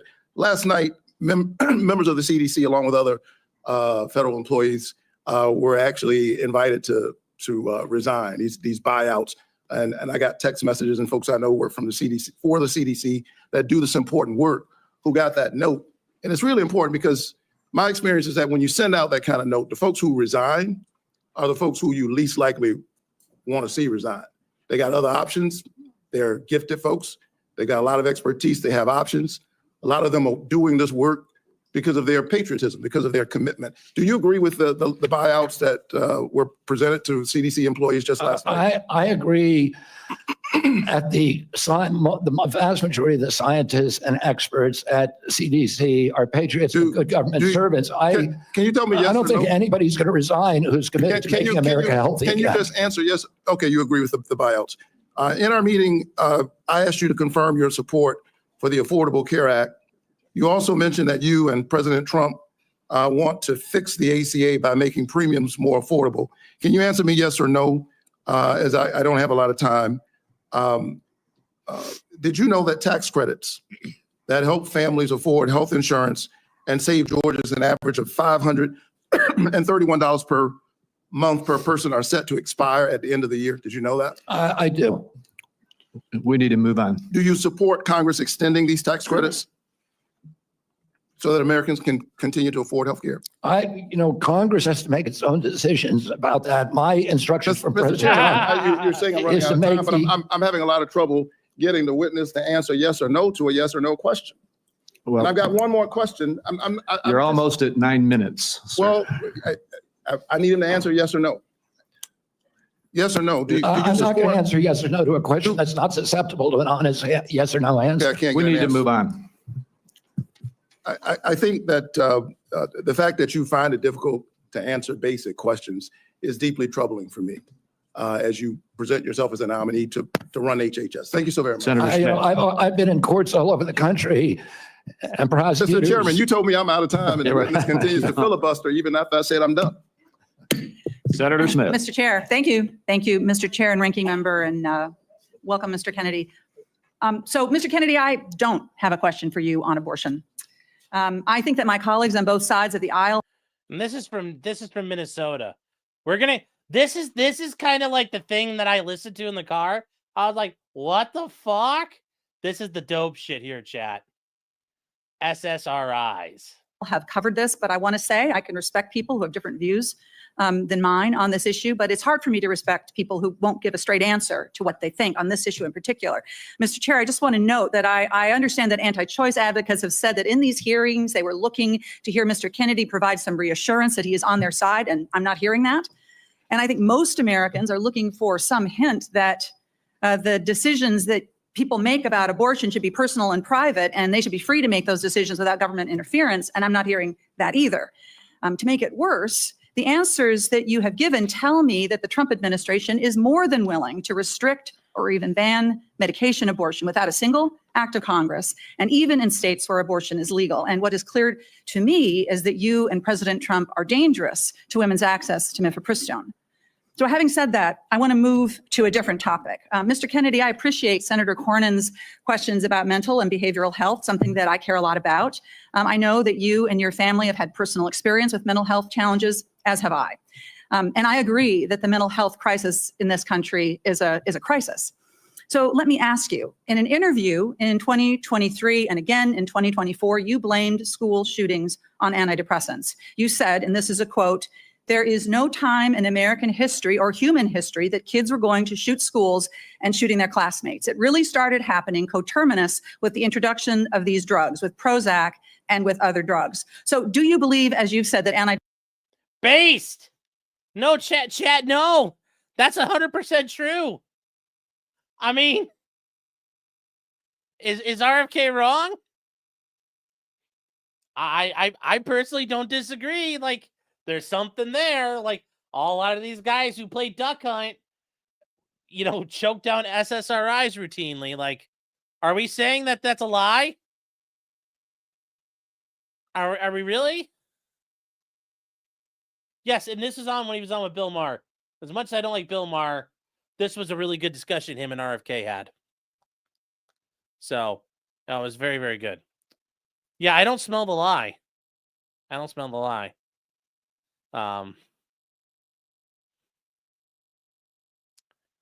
So, yeah. Depressants cause school shootings? This should be a simple question. I don't think anybody can answer that question, and I didn't answer that question. I said it So should be your answer studied. is, I said it should be studied along with other potential culprits so like they may cause. social media. But I don't know. I would never make, because there's no science on that. Well, Senator. there is, Senator. I mean, excuse me, there is, Mr. Kennedy. Thank you for the promotion. The science shows that there is no link between school shootings and antidepressants. And in fact, most school shooters were not even treated with antidepressants. And of those that were, there was no evidence of association. You know, I don't think you my can question say that, is, Senator, because of HIPAA rules, nobody knows. well, that is, Mr. Kennedy, do you think that people who take antidepressants are dangerous?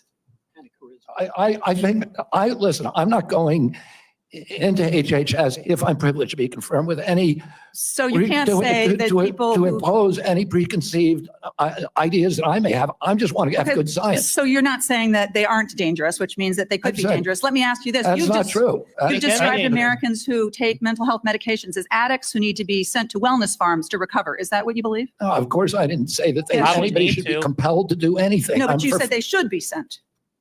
I You said they should described be folks- available to them. You I said didn't that- say they should be sent. You said that folks Kicking and that take screaming. antidepressants are like addicts. That I can provide that. Oh, I Mr. think they Chair. should have the availability. Listen, I know people, So- including members of my family, who've had a much worse time getting off of SSRIs than they did than people have getting off heroin. It's the withdrawal period is, I mean, and it's written actually have on the s- label. I have some This is very experience well with this documented. myself, Mr. Kennedy. This is personal for me. When I was a young woman and I was struggling with depression, thankfully, I had the resources to help me get through it, including a new generation of SSRI uptake inhibitors, which helped to clear my mind, get me back on track to being a mom and a wife and a productive, happy person. And I'm really grateful for that therapy. So I have some experience with this, and I think that everyone should have access to that care. And your job as secretary is to expand access to care, not to spread lies and misinformation. I mean, once again, where is he lying? Where is he lying? I don't smell the lies here. And imagine that this lady choked down drugs for a living. Yeah, she didn't seem very happy.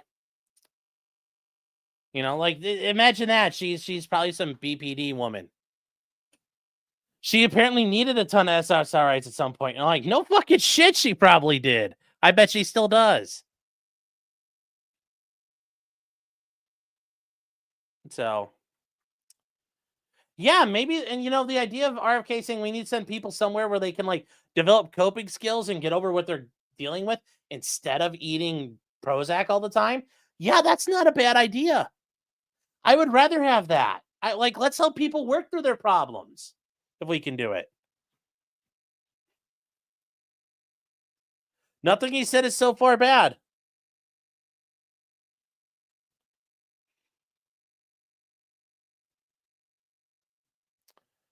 Yeah, no, I understand. SSRIs are rough.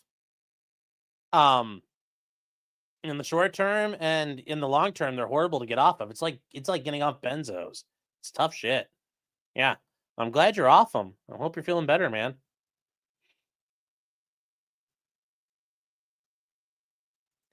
Yeah, they get off them because they just stop taking them. Yeah, no, I know that, and people don't like the way they feel. So yeah.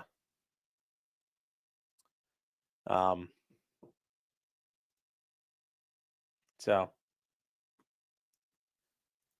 yeah, but anyways, this is where we're going to end up on this one, Chad. So here we go. And the things that you say, Mr. Kennedy, they live on.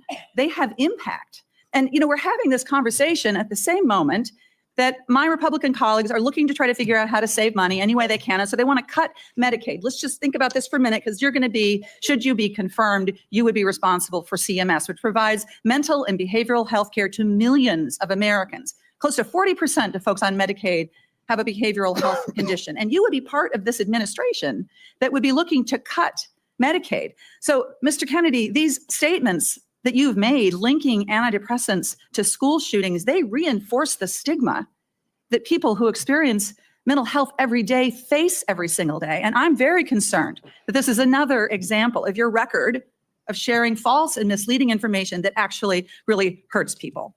Senator, you're Thank you, Mr. mischaracterizing my statements. I am only putting into the record what you have said, Mr. Kennedy. You're mischaracterizing my statements, and I'm happy that you had a good experience on SSRIs. Many Americans have very good experience on it. Others have That not. would be an issue between them and their physicians, and not for And the future exactly. head of HHS to be putting out misinformation Exactly. about the dangers of SSRIs and other antidepressant medication, spreading the stigma and the fear that we're actually trying to overcome. Do you think physicians, when they make that prescription, ought to have access to good science? Of course they do. And Right, I that's don't all I think that, believe too. Then you and I are in agreement, Senator. and to your point that you made when you made these statements, it was not based on good science. I don't know what it was I was based saying on. the science needed to be done. I was saying these are potential culprits. We're coterminous, and I named other things. I said video games. I said social media. I said SSRIs. SSRIs have a black box warning of suicidal, Mr. homicidal Chair, behavior. Mr. Chair, I will submit to the chair the information that I have about what Mr. Kennedy has said of linking antidepressants to school shootings. Thank you. Senator Young. Thank you, Mr. Chairman. Good to see you, Mr. Kennedy. To follow up on that spirited exchange, in talking with you and reading about your vision for the department, you said one of your Okay, goals we're going to is skip. Don't need to see it. Don't need to see a Republican. It's what the Democrats say in response. And I've promised Senator Wyden, 5 more minutes? To be divided 1 minute with my colleagues. Getting 1 And then if we can do that, we can get over to vote before they call the vote on the floor. Thank you very much. Thank you, Mr. Kennedy. And as you know, I'm have great reverence for your family from Massachusetts. When I got out of college, I was in the first class of Robert Kennedy Fellows, the memorial created by your family to honor the service to your father. I do community organizing in west side of Chicago. And I certainly admire your energy in your effort here and desire to serve. There's a couple of things that are really important here. This is not just about a debate on vaccines. It's a debate. This guy is Pete Welch. He's the second senator from Vermont, but he only gets a fucking minute because he's a piece of shit. That's so funny. About qualifications, experience, and priorities as to the person that will head Health and Human Services. And it's not just about what your answers are today or what the questions are. It obviously has a lot to do with your whole record and your whole history. Your sister in her letter, or pardon me, your cousin in her letter said, you've always been charismatic, able to attract others through the strength of your personality, willingness to take risk and break rules. That's, I guess, an attribute, but it can be a danger. The question I fundamentally have is whether your willingness to disrupt and maybe break rules is going to be dangerous and destructive. The character questions we didn't go into here, but there's some sketchy things you've acknowledged. Your history with heroin, you've gotten over that, but there's incidents that do, I think, concern the question of whether the stability is there to be in charge of this major organization. And that's compounded by my concern that you don't have any experience managing a large organization, that you don't have any experience in government. So those are things that have to be taken into account. But the issue for me is also priorities. A lot of your engagement in health has been on vaccines, big important issue. You actually disagreed, as I understand it, with President Trump about Operation Warp Speed. I think President Trump deserves a lot of credit for Operation Warp Speed. He knew we had to get a vaccine. And these other issues about a mask and whether you should wear it, whether when you got your groceries, the bag had to be left outside. Remember that in the very beginning? Those are incidental to the core question that the president believed we had to have a vaccine. And you contested that. That worries me. That really deeply worries me. The other questions, Senator Cassidy asked you some questions about our healthcare system. I happen to believe that our healthcare system is profoundly broken. And it's not just about the chronic illnesses. That's about our diet. That's about our exercise. But we are getting premium increases in Vermont of 20% a year, 25% a year. And it's busting the bank for taxpayers. It's busting the bank for our wonderful Vermont employers who care about having health insurance that they can provide to their employees. Senator Cassidy asked you a couple of questions about how you would reform Medicaid, and I didn't hear an answer. You mentioned that you thought Medicare Advantage was good. You have a good plan. No focus on what an incredible ripoff was reported in the Wall Street Journal by United Healthcare, which was marketing Medicare Advantage and then paying doctors and nurses where they had assignments essentially to diagnose illnesses that didn't exist. So they made billions and billions of dollars. And I've seen nothing coming out of the Trump administration, and I've seen nothing coming out of your advocacy that is going after what is a rampant abuse by the insurance companies and overcharging people and not doing the job. And by the way, the United Healthcare people, when they did that, they overdiagnosed. When the person really got sick, they dumped them.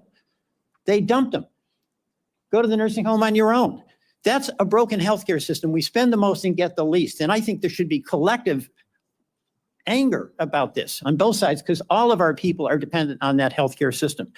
And you're going to be working for a president who's on a lawless rampage right now, okay? He has done something reckless with the pardons to these cop beaters. I'm appalled by that. But that's just reckless. That's not illegal. He's impounded money. So right now, the Medicaid website went down. He's impounded money. So the community health.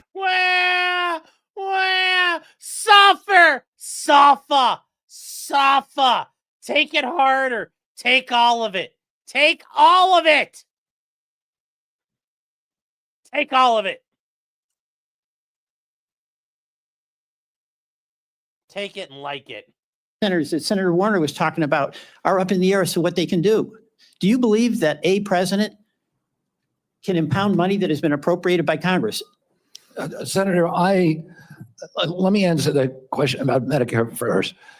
I have never defended that program or the rapacious behavior by insurance companies or the PBMs. I understand that's a huge problem. And all right, I don't have time. We've got to get over to vote. So we can do this. But you've asked me 5 questions. You got to give me a chance to answer one of them.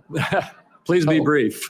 Yeah, I brought in, if I get confirmed, I've already appointed a general counsel. The first time in history, he's a former prosecutor who prosecuted the biggest Medicare fraud in the case in the state of West Virginia. I brought in a prosecutor for that job instead of a bureaucrat, precisely to address the important issues that you raised here. The only reason I didn't talk about these before is because I wasn't asked about them. What about? I agree with you 100%. Right. What about impounding the president impounding money that, among other things, goes to healthcare? And you're saying that that's illegal? That's correct. Well, my job is to uphold the Constitution. I'm going to take an oath to uphold the Constitution, and I will administer the law and uphold the Constitution. Thank you. Mr. Chairman, I believe under what we've discussed, I control 5 minutes. I'm going to take one and give one to each of my 4 colleagues that remain. All right. And I would just say this vote, they're going to call it in about 8 minutes. Thank you. So we have very little time. 2 hours ago, colleagues, I asked Mr. Kennedy to reconcile his many anti-vaccine statements with his handful of pro-vaccine statements.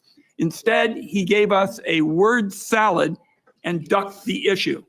The same was true, Mr. Kennedy, with respect to measles, where you wrote a book playing down the threat of measles, even though American families are very concerned about it, and apparently families are still mourning in Samoa. And my last point would be that Mr. Kennedy said today really wasn't about him. And I just want to tell him it is all about you, because I find your presentation to be both untrustworthy and unprepared, because my colleagues have been seeing back and forth between Medicare and Medicaid, and it's not clear which program you're using when. So I want colleagues to know there is a lot more information to learn about Mr. Kennedy before we vote. I'm going to urge that to my colleagues on both sides of the aisle to not make decisions on the basis of this session. I thank you for the additional time. And I guess my next minute is Senator Whitehouse, Senator Warren, and Senator Smith. And again, 1 minute each, please. There's been a lot of conversation about late-term abortions here, and I just want to make clear what Rhode Island OBGYN doctors describe as what is almost always happening when a late-term abortion is needed. It is a childbirth gone wrong. The family has painted the room. It has bought the crib, maybe even decided on the baby's name, and has gone to the hospital to welcome the new baby into their family in what is supposed to be a happy event. And then things went wrong. Then the alarms started pinging. The lights started flashing. The medical professionals started rushing in. And the question became, who lives and who dies? The mom's life is often at risk, and she may have other children she needs to care for. The baby's life. I do like how he dumped his retarded sweater. Somebody finally told him, "You look like a doofus." May be at risk, and one or both may die. In that environment, the doctors and the family own that decision. Government has no place in that room at that point. And I think we need to understand when this late-term abortion gets bandied about, what you're dealing with is a tragedy that is happening to a family who wanted that child and have suddenly been confronted with a moment in which they have to make what is probably going to be the worst decision of their lives. Now make the And baby to try to shove comfortable. the state legislature into We're just going to take the baby and make him comfortable, and then it dies. that room is really offensive, really morally wrong. And I just want to make very clear what Rhode Island OBGYNs tell me is the situation when these procedures have to be deployed. Senator Warren. Thank you, Mr. Chairman. So, Mr. Kennedy, I wanted to ask about your role in the 2019 measles outbreak in Samoa. In July 2018, 2 children died immediately after receiving a measles vaccine that nurses had mistakenly mixed with a muscle relaxant. The nurses get charged with manslaughter, but vaccination rates go down. I asked you about this in my office. You told me flatly that your visit to Samoa had nothing to do with vaccinations. We now know that's not true. I have the documentation. You met with the Prime Minister. You talked about vaccinations. You met with an anti-vaccine influencer who described the meeting as, quote, profoundly monumental for this movement. So what happens? Vaccinations go down, there's a measles outbreak, and children start dying. But you double down. You didn't give up. Just 4 days after the Prime Minister declared a state of emergency, 16 people already dead, you sent a letter to him promoting the idea that the children had died not from. Yeah, he didn't go there for a long time, and also people didn't trust the fucking doctors. That was a medical malpractice issue. You know, Pocahontas. Measles, but from, quote, defective vaccine. You launched the idea that a measles vaccine caused these deaths. You are a very influential man. In fact, you are called the leader of the Disinformation Dozen. UNICEF and WHO, the World Health Organization, investigated this. They say the claims are false. It is not biologically possible what you claimed, and yet ultimately, more than 70 people died because they didn't get vaccines. So my question is, do you accept even a scintilla, just even a sliver of responsibility for the drop in vaccinations and the subsequent deaths of more than 70 people? Anything you do differently? No, absolutely not.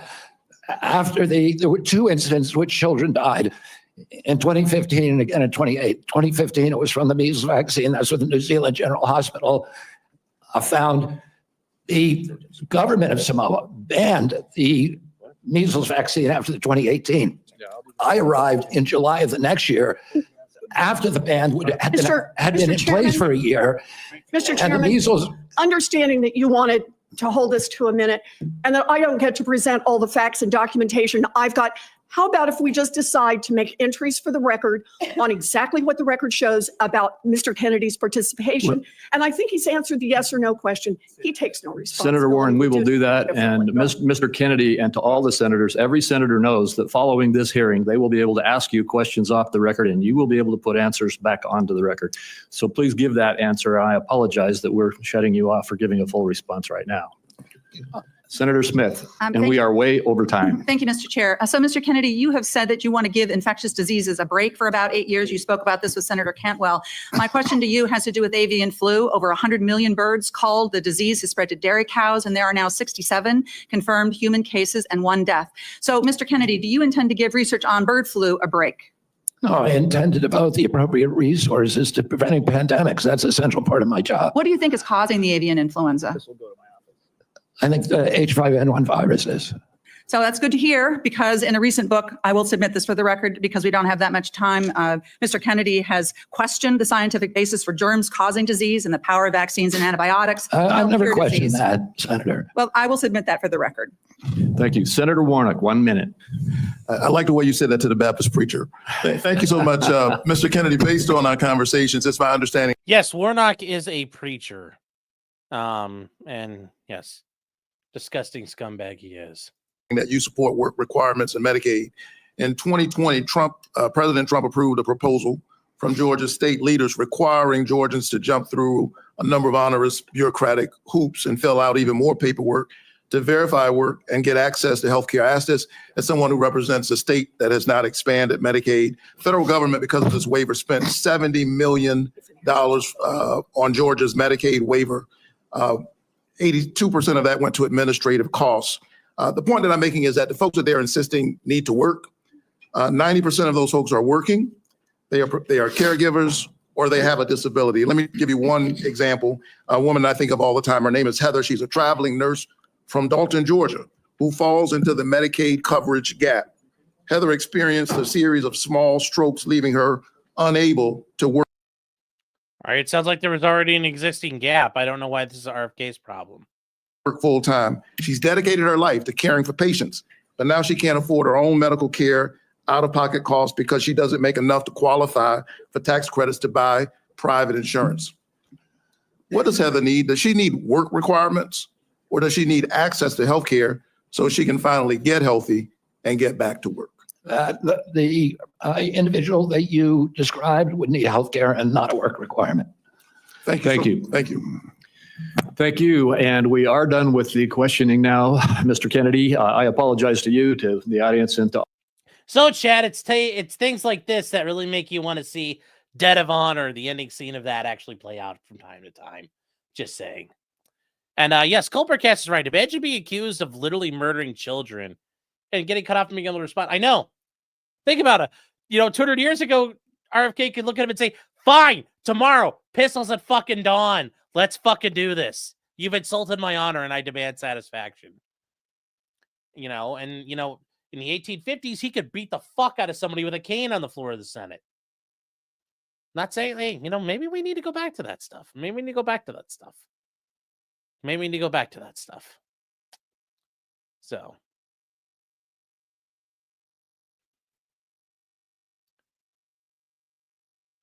Territory is saying, since Trump has majority for both for confirmation of nominees, which senators are still rhinos that could compromise the confirmation of a nominee? Susan Collins can, Murkowski can. I mean, think about it. J.D. Vance had to be a 50-50 tiebreaker. All these fucking Republicans are fucking sketch.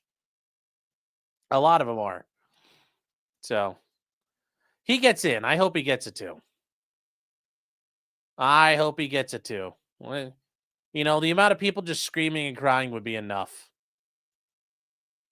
Oh, Culvercast saying, that would be amazing, lol. If you guys don't know what Dead of Honor is, it's a Tom Clancy novel. And it's got a very spicy ending. When you read it, you're like, wait, he wrote this book in 1996? You're like, it's like he fucking took a time machine. But yes. So. Yeah, Graham is a danger too. Let me see here. How far do we get? Skeeve Man is saying there's research showing that the main factor in causing autism is the father's age. The older they get, the more chance of autism they are raised. Yes, that's true. There is a concern. The older your sperm gets, there's a better chance of basically they're being freezer burned, and the genetic defects raising. And then for men who get a vasectomy and then undo it, there's a massive risk of having, shooting out some retarded kids. So,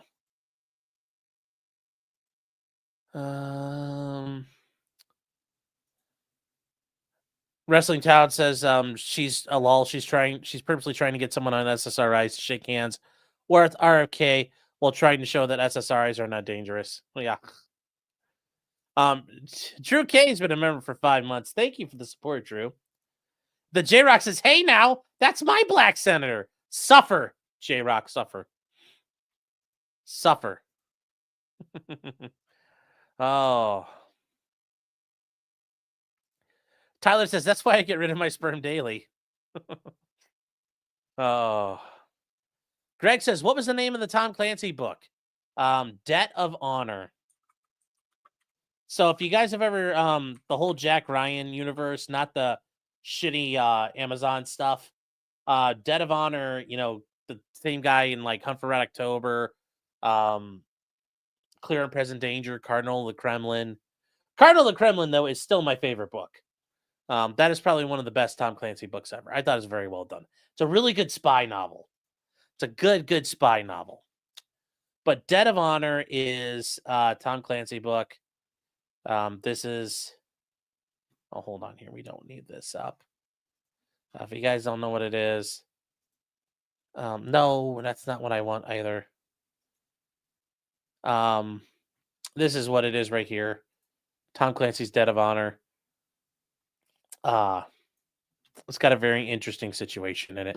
But that's the book right there, Debt of Honor. So, Shiro, shut the fuck up. Don't spoil it. Do not fucking spoil shit. So.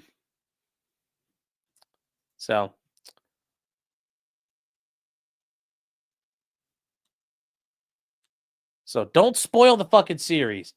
The series is very good. Even though you get to like the executive orders one, that one's pretty gnarly. And then it kind of goes off the skids from there. So.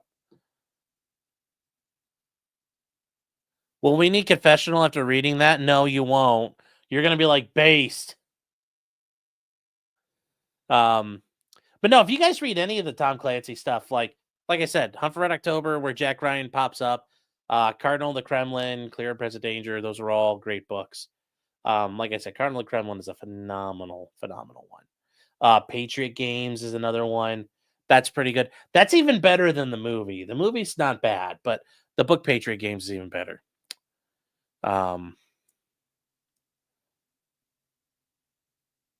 Yeah, it's been 20 years since I read Tom Clancy. I know. I was the 14-year-old boomer reading Tom Clancy, so pretty cool reading that shit.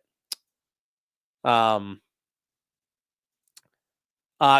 Bag said, my dad got his vasectomy reversed after having a retard. Then I was born a year later, completely normal. Just a slight War Thunder addiction. Well, yeah. Yeah. No, yeah, thank you. That's interesting. You gotta worry about the War Thunder addiction. Don't leak don't leak classified material on War Thunder chat. KJ says he's a Splinter Cell guy, right? Okay, Tom Clancy didn't write Splinter Cell, but yes, under his intellectual property and under his name, Splinter Cell, Ghost Recon, Rainbow Six, all that. After like by like Rainbow Six, a lot of Tom Clancy stuff was ghost written by other people, including Brad Thor. So it's really the first couple Tom Clancy's are the good ones. The rest of it after that, there's a lot of issues. So yes, the same Tom Clancy as Rainbow Six. Yes, Rainbow Six is a really good novel. It's just at that point, from what I understood, Brad Thor had a lot more help writing that one than normal. So, let's see here. Yes, Rainbow Six is also a really good video game. Tom Clancy was pretty based all on his own. Yeah, there were some things there. Yeah, they made so many games using his name. So, yes, Hawks was not a bad game. Chat definitely has the tism. Yes. Yes, we do. KJ says it's a gay rainbow now. No, Rainbow Six is not anything about being gay. It's rainbow because it's an international counter-terrorist organization. It's an international unit from like people all over the world. And it was like one of the first tactical and one of the more challenging shooter games around for like the late 90s. HM says no love for Hunt for Red October. Hunt for Red October is good, but it's not that good. Red Storm Rising's better than Hunt for Red October. But like I said, Clear and Present Danger, Patriot Games, and Carnival Kremlin are far better books than Hunt for Red October. Debt of Honor is really good. Executive Orders are really good. Is a really good book. But Hunt for October is kind of like the weakest of them all. The movie is phenomenal. The movie for Hunt for Red October is perfect. I think it's phenomenally done. It's like compared to every other Tom Clancy movie, it's the best. So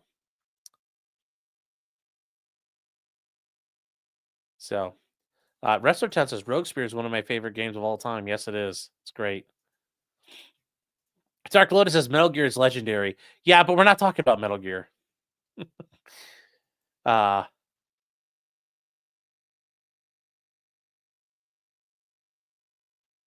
Let me see here. Siphon Filter was good. That was a very good video game.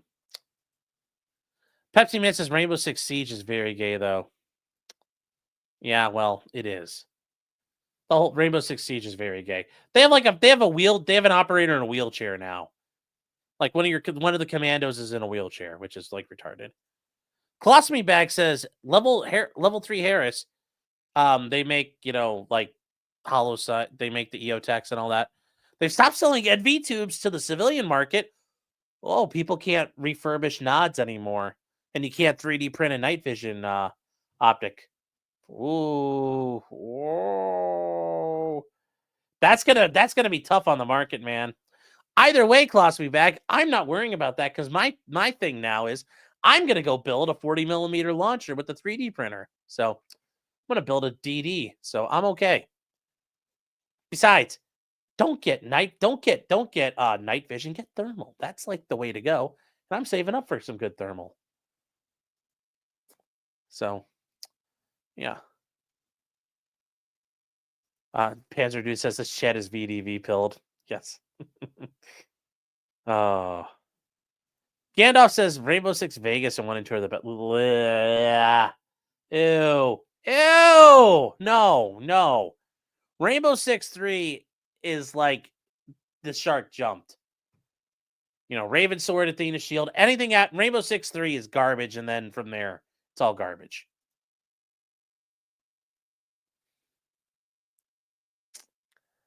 I would like to have seen Montana. I know, I would have too. So.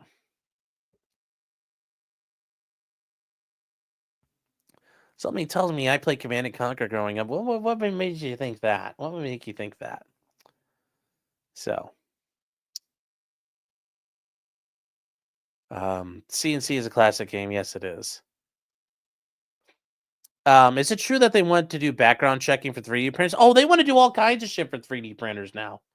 Don't give them ideas, but yes. You got felt that said Rainbow Six is fucking gay. That's what a faggot would say. I'm building a 40mm Baldo launcher. Well, I mean, it'll launch a Baldo, but I mean, I plan on I've got the breech plate and the barrel on order, so no, we'll have like a legitimate fucking 40mm grenade launcher that I'm gonna 3D print.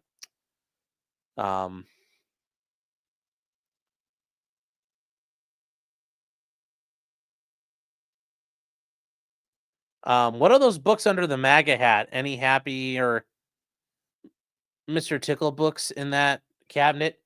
No, what's in there? Anthony Beaver, a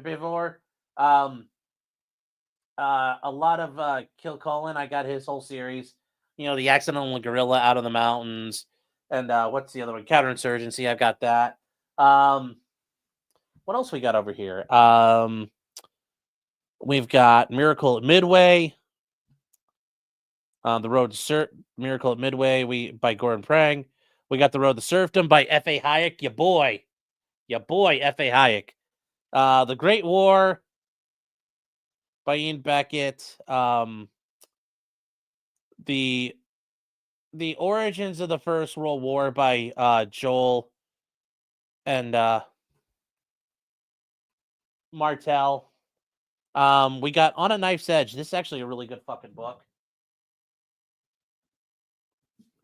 I will say this book here, On a Knife's Edge, the Ukraine from the November 1942 to March 43. It's a phenomenal fucking book. Think about that, chat. That's how you know you're fucking autistic.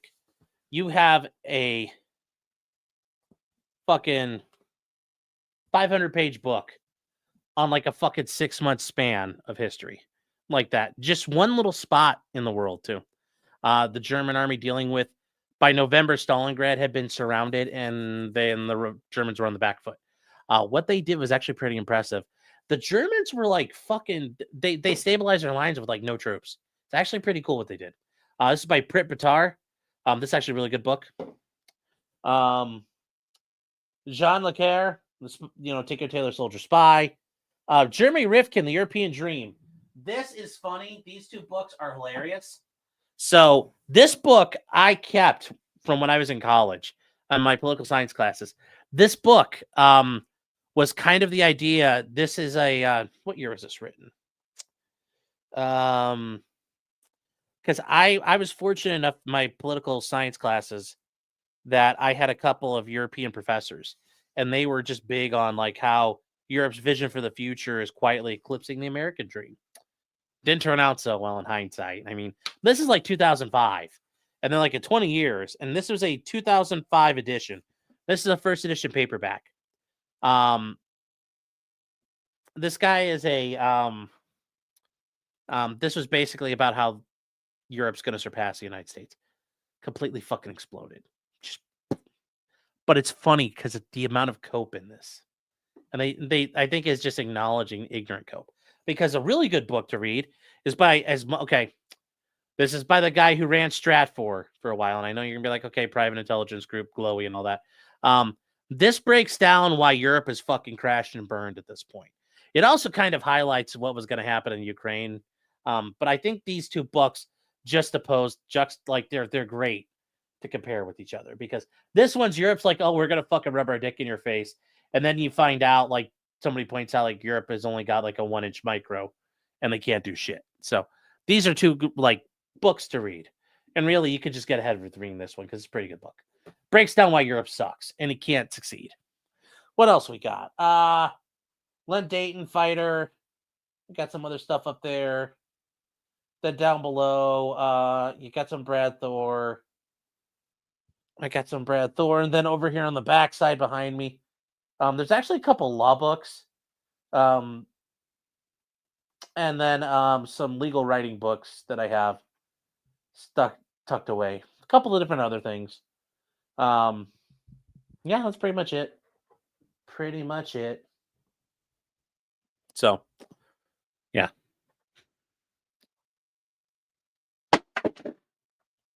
Jeez.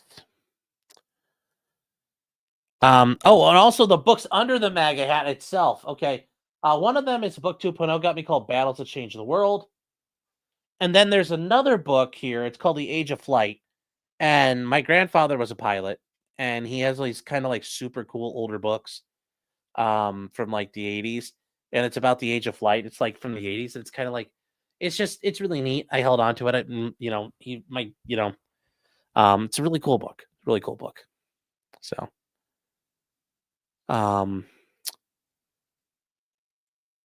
Terabus saying small thermal units lack the definition analog mediums like NVG tubes have. Yeah, but you know what? If that's the case, the thing I'm thinking about is getting an NVG with the, the ECOTI clip-on, the thermal clip-ons. I don't know. But I'm also thinking they're doing enhanced thermals now, and I kind of like to see where that goes ultimately. So that's what I'm thinking here. Yeah, the regulation of 3D printers, but it's not going to happen anytime soon. Culpercat saying I'm right. Faggots would say that about Rainbow Six. Rainbow Six is for dudes who grew up wearing their sister's clothes in before the cope. Your mom's full of cope. No.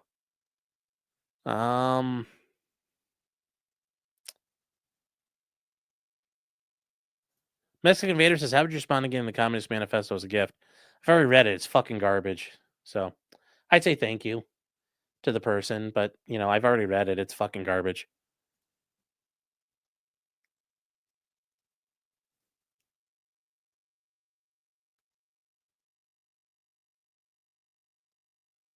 Lawful Lucas says, I love that. What?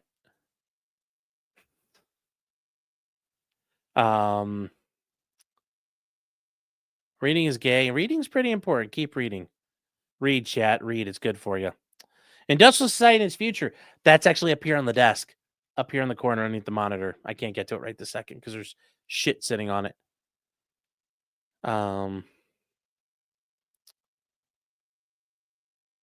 I take it good says one's cope, the other one explains why it's cope. Yeah, pretty much.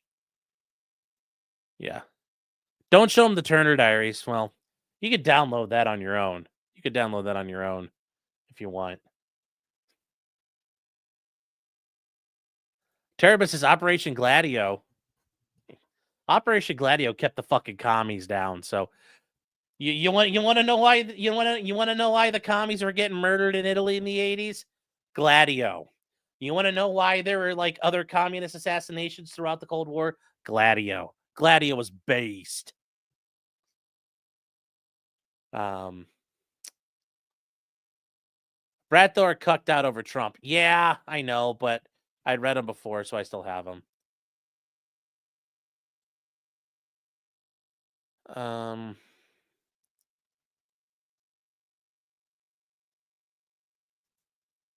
Read the Bell Curve, Servitors of Empire, and now it can be told. Well, I've read the Bell Curve. I've never read Servitors of Empire, but I'll look for that.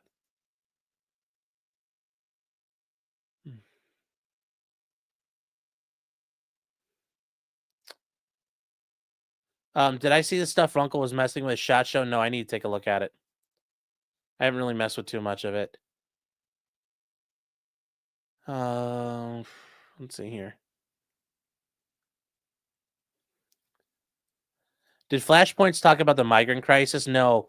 Flashpoints was written... No, the biggest thing with Flashpoints really addresses is the problem in Europe is it's economic prosperity, and that's all they have. That's the biggest problem for Europe. They promise economic prosperity, and when they don't have that, there's no unifying theory. It's, you know, everybody in Europe has spent 1,000 years fucking killing each other. And the problem with Europe is it's a peninsula, and there's been one of three main. It's the theme of Europe is one of three countries is daddy. Throughout basically since Rome fell. Germany's either the strong country, France is the strong country, or England's the strong country. Those are the three countries that fucking run the bitch. And that's kind of been the story of Europe for, you know, probably 1,600 years. So, you know, with Europe, though, Europe tried to promise joining the European Union. We'll promise you economic prosperity. There's no European identity. You know, America has an identity. We have values and all the stuff that holds us together. Europe doesn't have it. That's what's collapsing Europe. They don't have anything other than prosperity. And when you don't have prosperity, it all fucking falls apart because that's all Europe can sell you. And they can't sell it anymore because nobody believes it. But what year did the guy write this?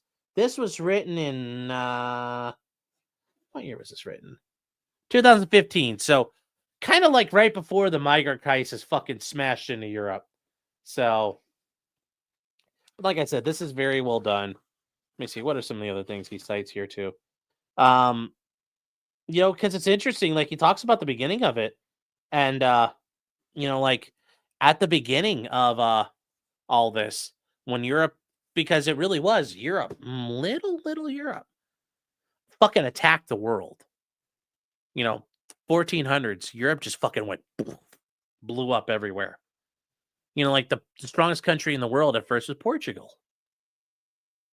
You know, Jean de Vis, you know, and the great navigators. Then it became the Spaniards. Then it became the British and the French were running the world. I mean, but Europe basically, I mean, like the Portuguese were selling guns to the fucking Japanese and the Tokugawa. Like, I mean, like they were doing all kinds of shit in the few, like all over the world. Like it was a big fucking deal. So yeah, Europe fucking dominated the world. And when you learn about like how, Europe's problem, like Spain, why Spain really started heavily investing in going to the New World? Because they had armies full of fucking psychotic people they had to do something with. Like, and I don't know if you guys understand this, like the Reconquista, you basically had Catholic ISIS, which sounds really fucking based. But you had a bunch of Catholic soldiers for God who there were no more Muslims to kill. They had secured the peninsula. You got to send them somewhere. Send them over to the New World and let them go kill Indians. So that was part of the impetus behind all of the conquests. And that's part of the reason why the conquests were great. God sent them there. God's will was being done. So it's actually a very interesting book. Very, very interesting book. Like I said, I haven't touched this book in probably like 10 years, but I like open it up a little bit. Table of contents, I kind of read it. Europe got raided for centuries by the Muslims. Yes, because they were so divided. They were so divided. There was also the reason why Muslims were able to effectively raid Europe through the Ottomans is because there was that divide between Eastern and Western Europe.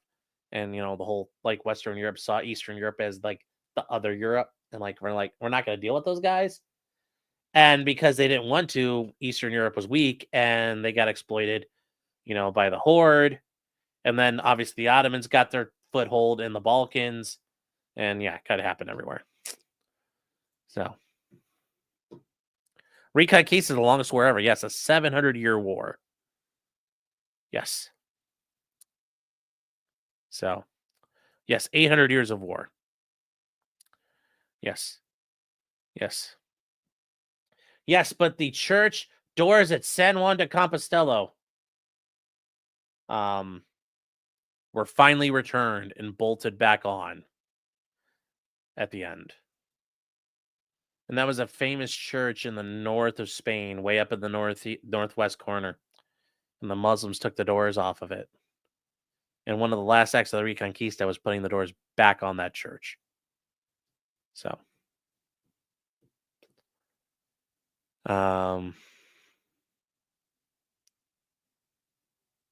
there you go. Anyways, chat. Wow, everybody fucking left. So there you go. Anyway, shit, chat. It's 1:30 in the morning. I'm done talking about I'm done tisming, so we're gonna stop for now. That was a lot of fucking tisming. How long have we been talking about this shit? I just kind of time traveled. So we're not gonna do that again. Sorry if you're new. Like I do this, but not this bad. I'm like, fuck. Seriously, I felt like the last hour just went by. Sorry guys. Sorry. We've been going for a while. Okay, well, yeah. Not long enough. I don't need to keep going like this. Is it too late? Summonable trap. I do have to be in court in the morning. Yes, I do. I have court starting at 10, so I can, wake up like at 8 and get ready and go and all that. But I just don't like being up too late if I don't have to be. And kind of late, been up late past couple of nights, so.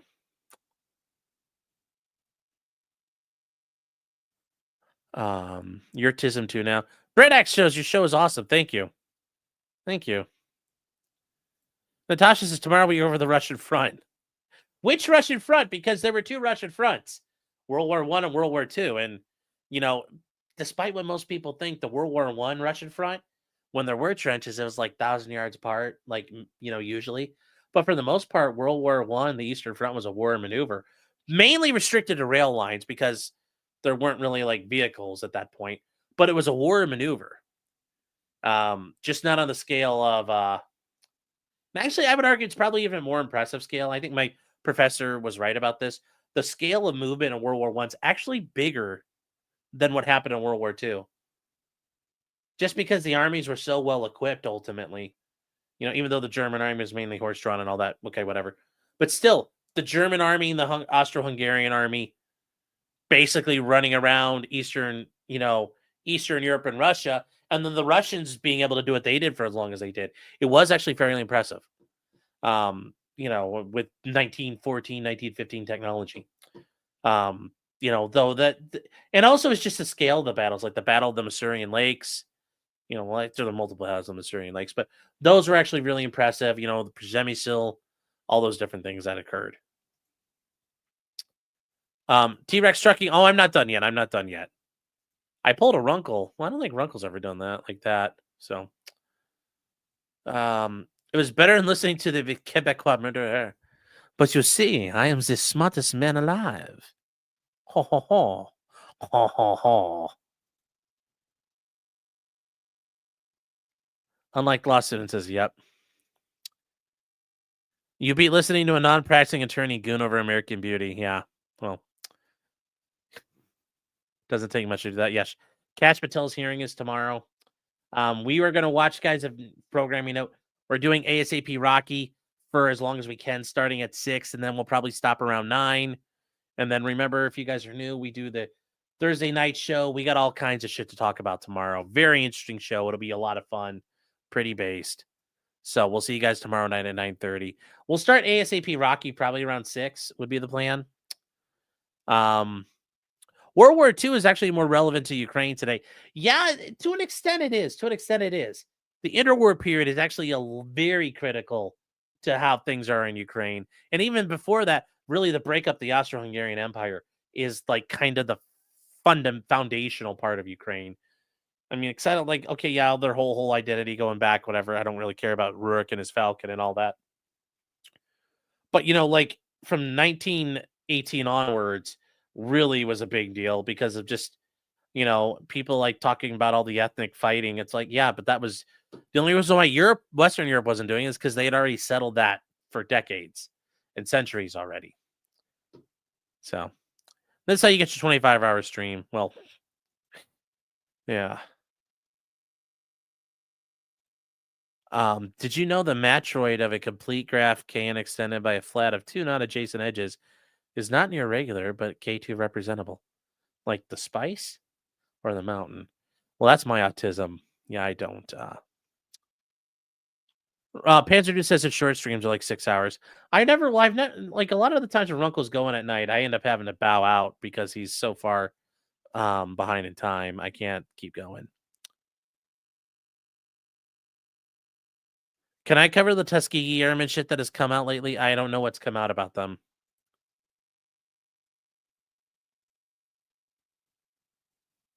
Oh,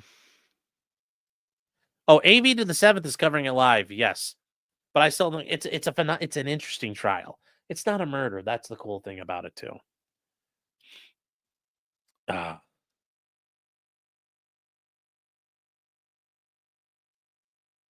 Let me see here. So, yeah, I think we're all set here, chat. I'm going to read the last super chat here real quick. So, do I have any thoughts on the cute winter boots? The weird leftist underground revolutionary movement thing. Cute winter boots.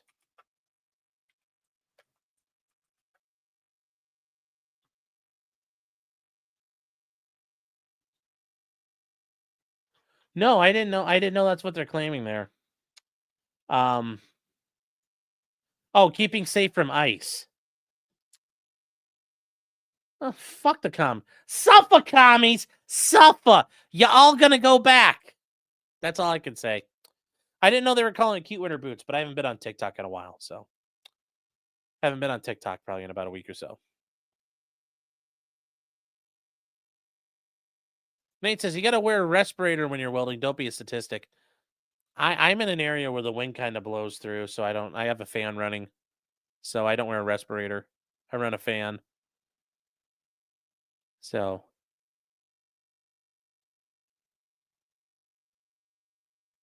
But I don't weld that much anyway. Guantanamo's this time of year. Yes, it is. Yes, it is, chat. Okay, so I got to put some books back and stuff. So anyways, chat, that is it for tonight, guys. Thank you all for being here. We got some more Donnie doing work coming down. We'll be ready for it. We'll be ready for it.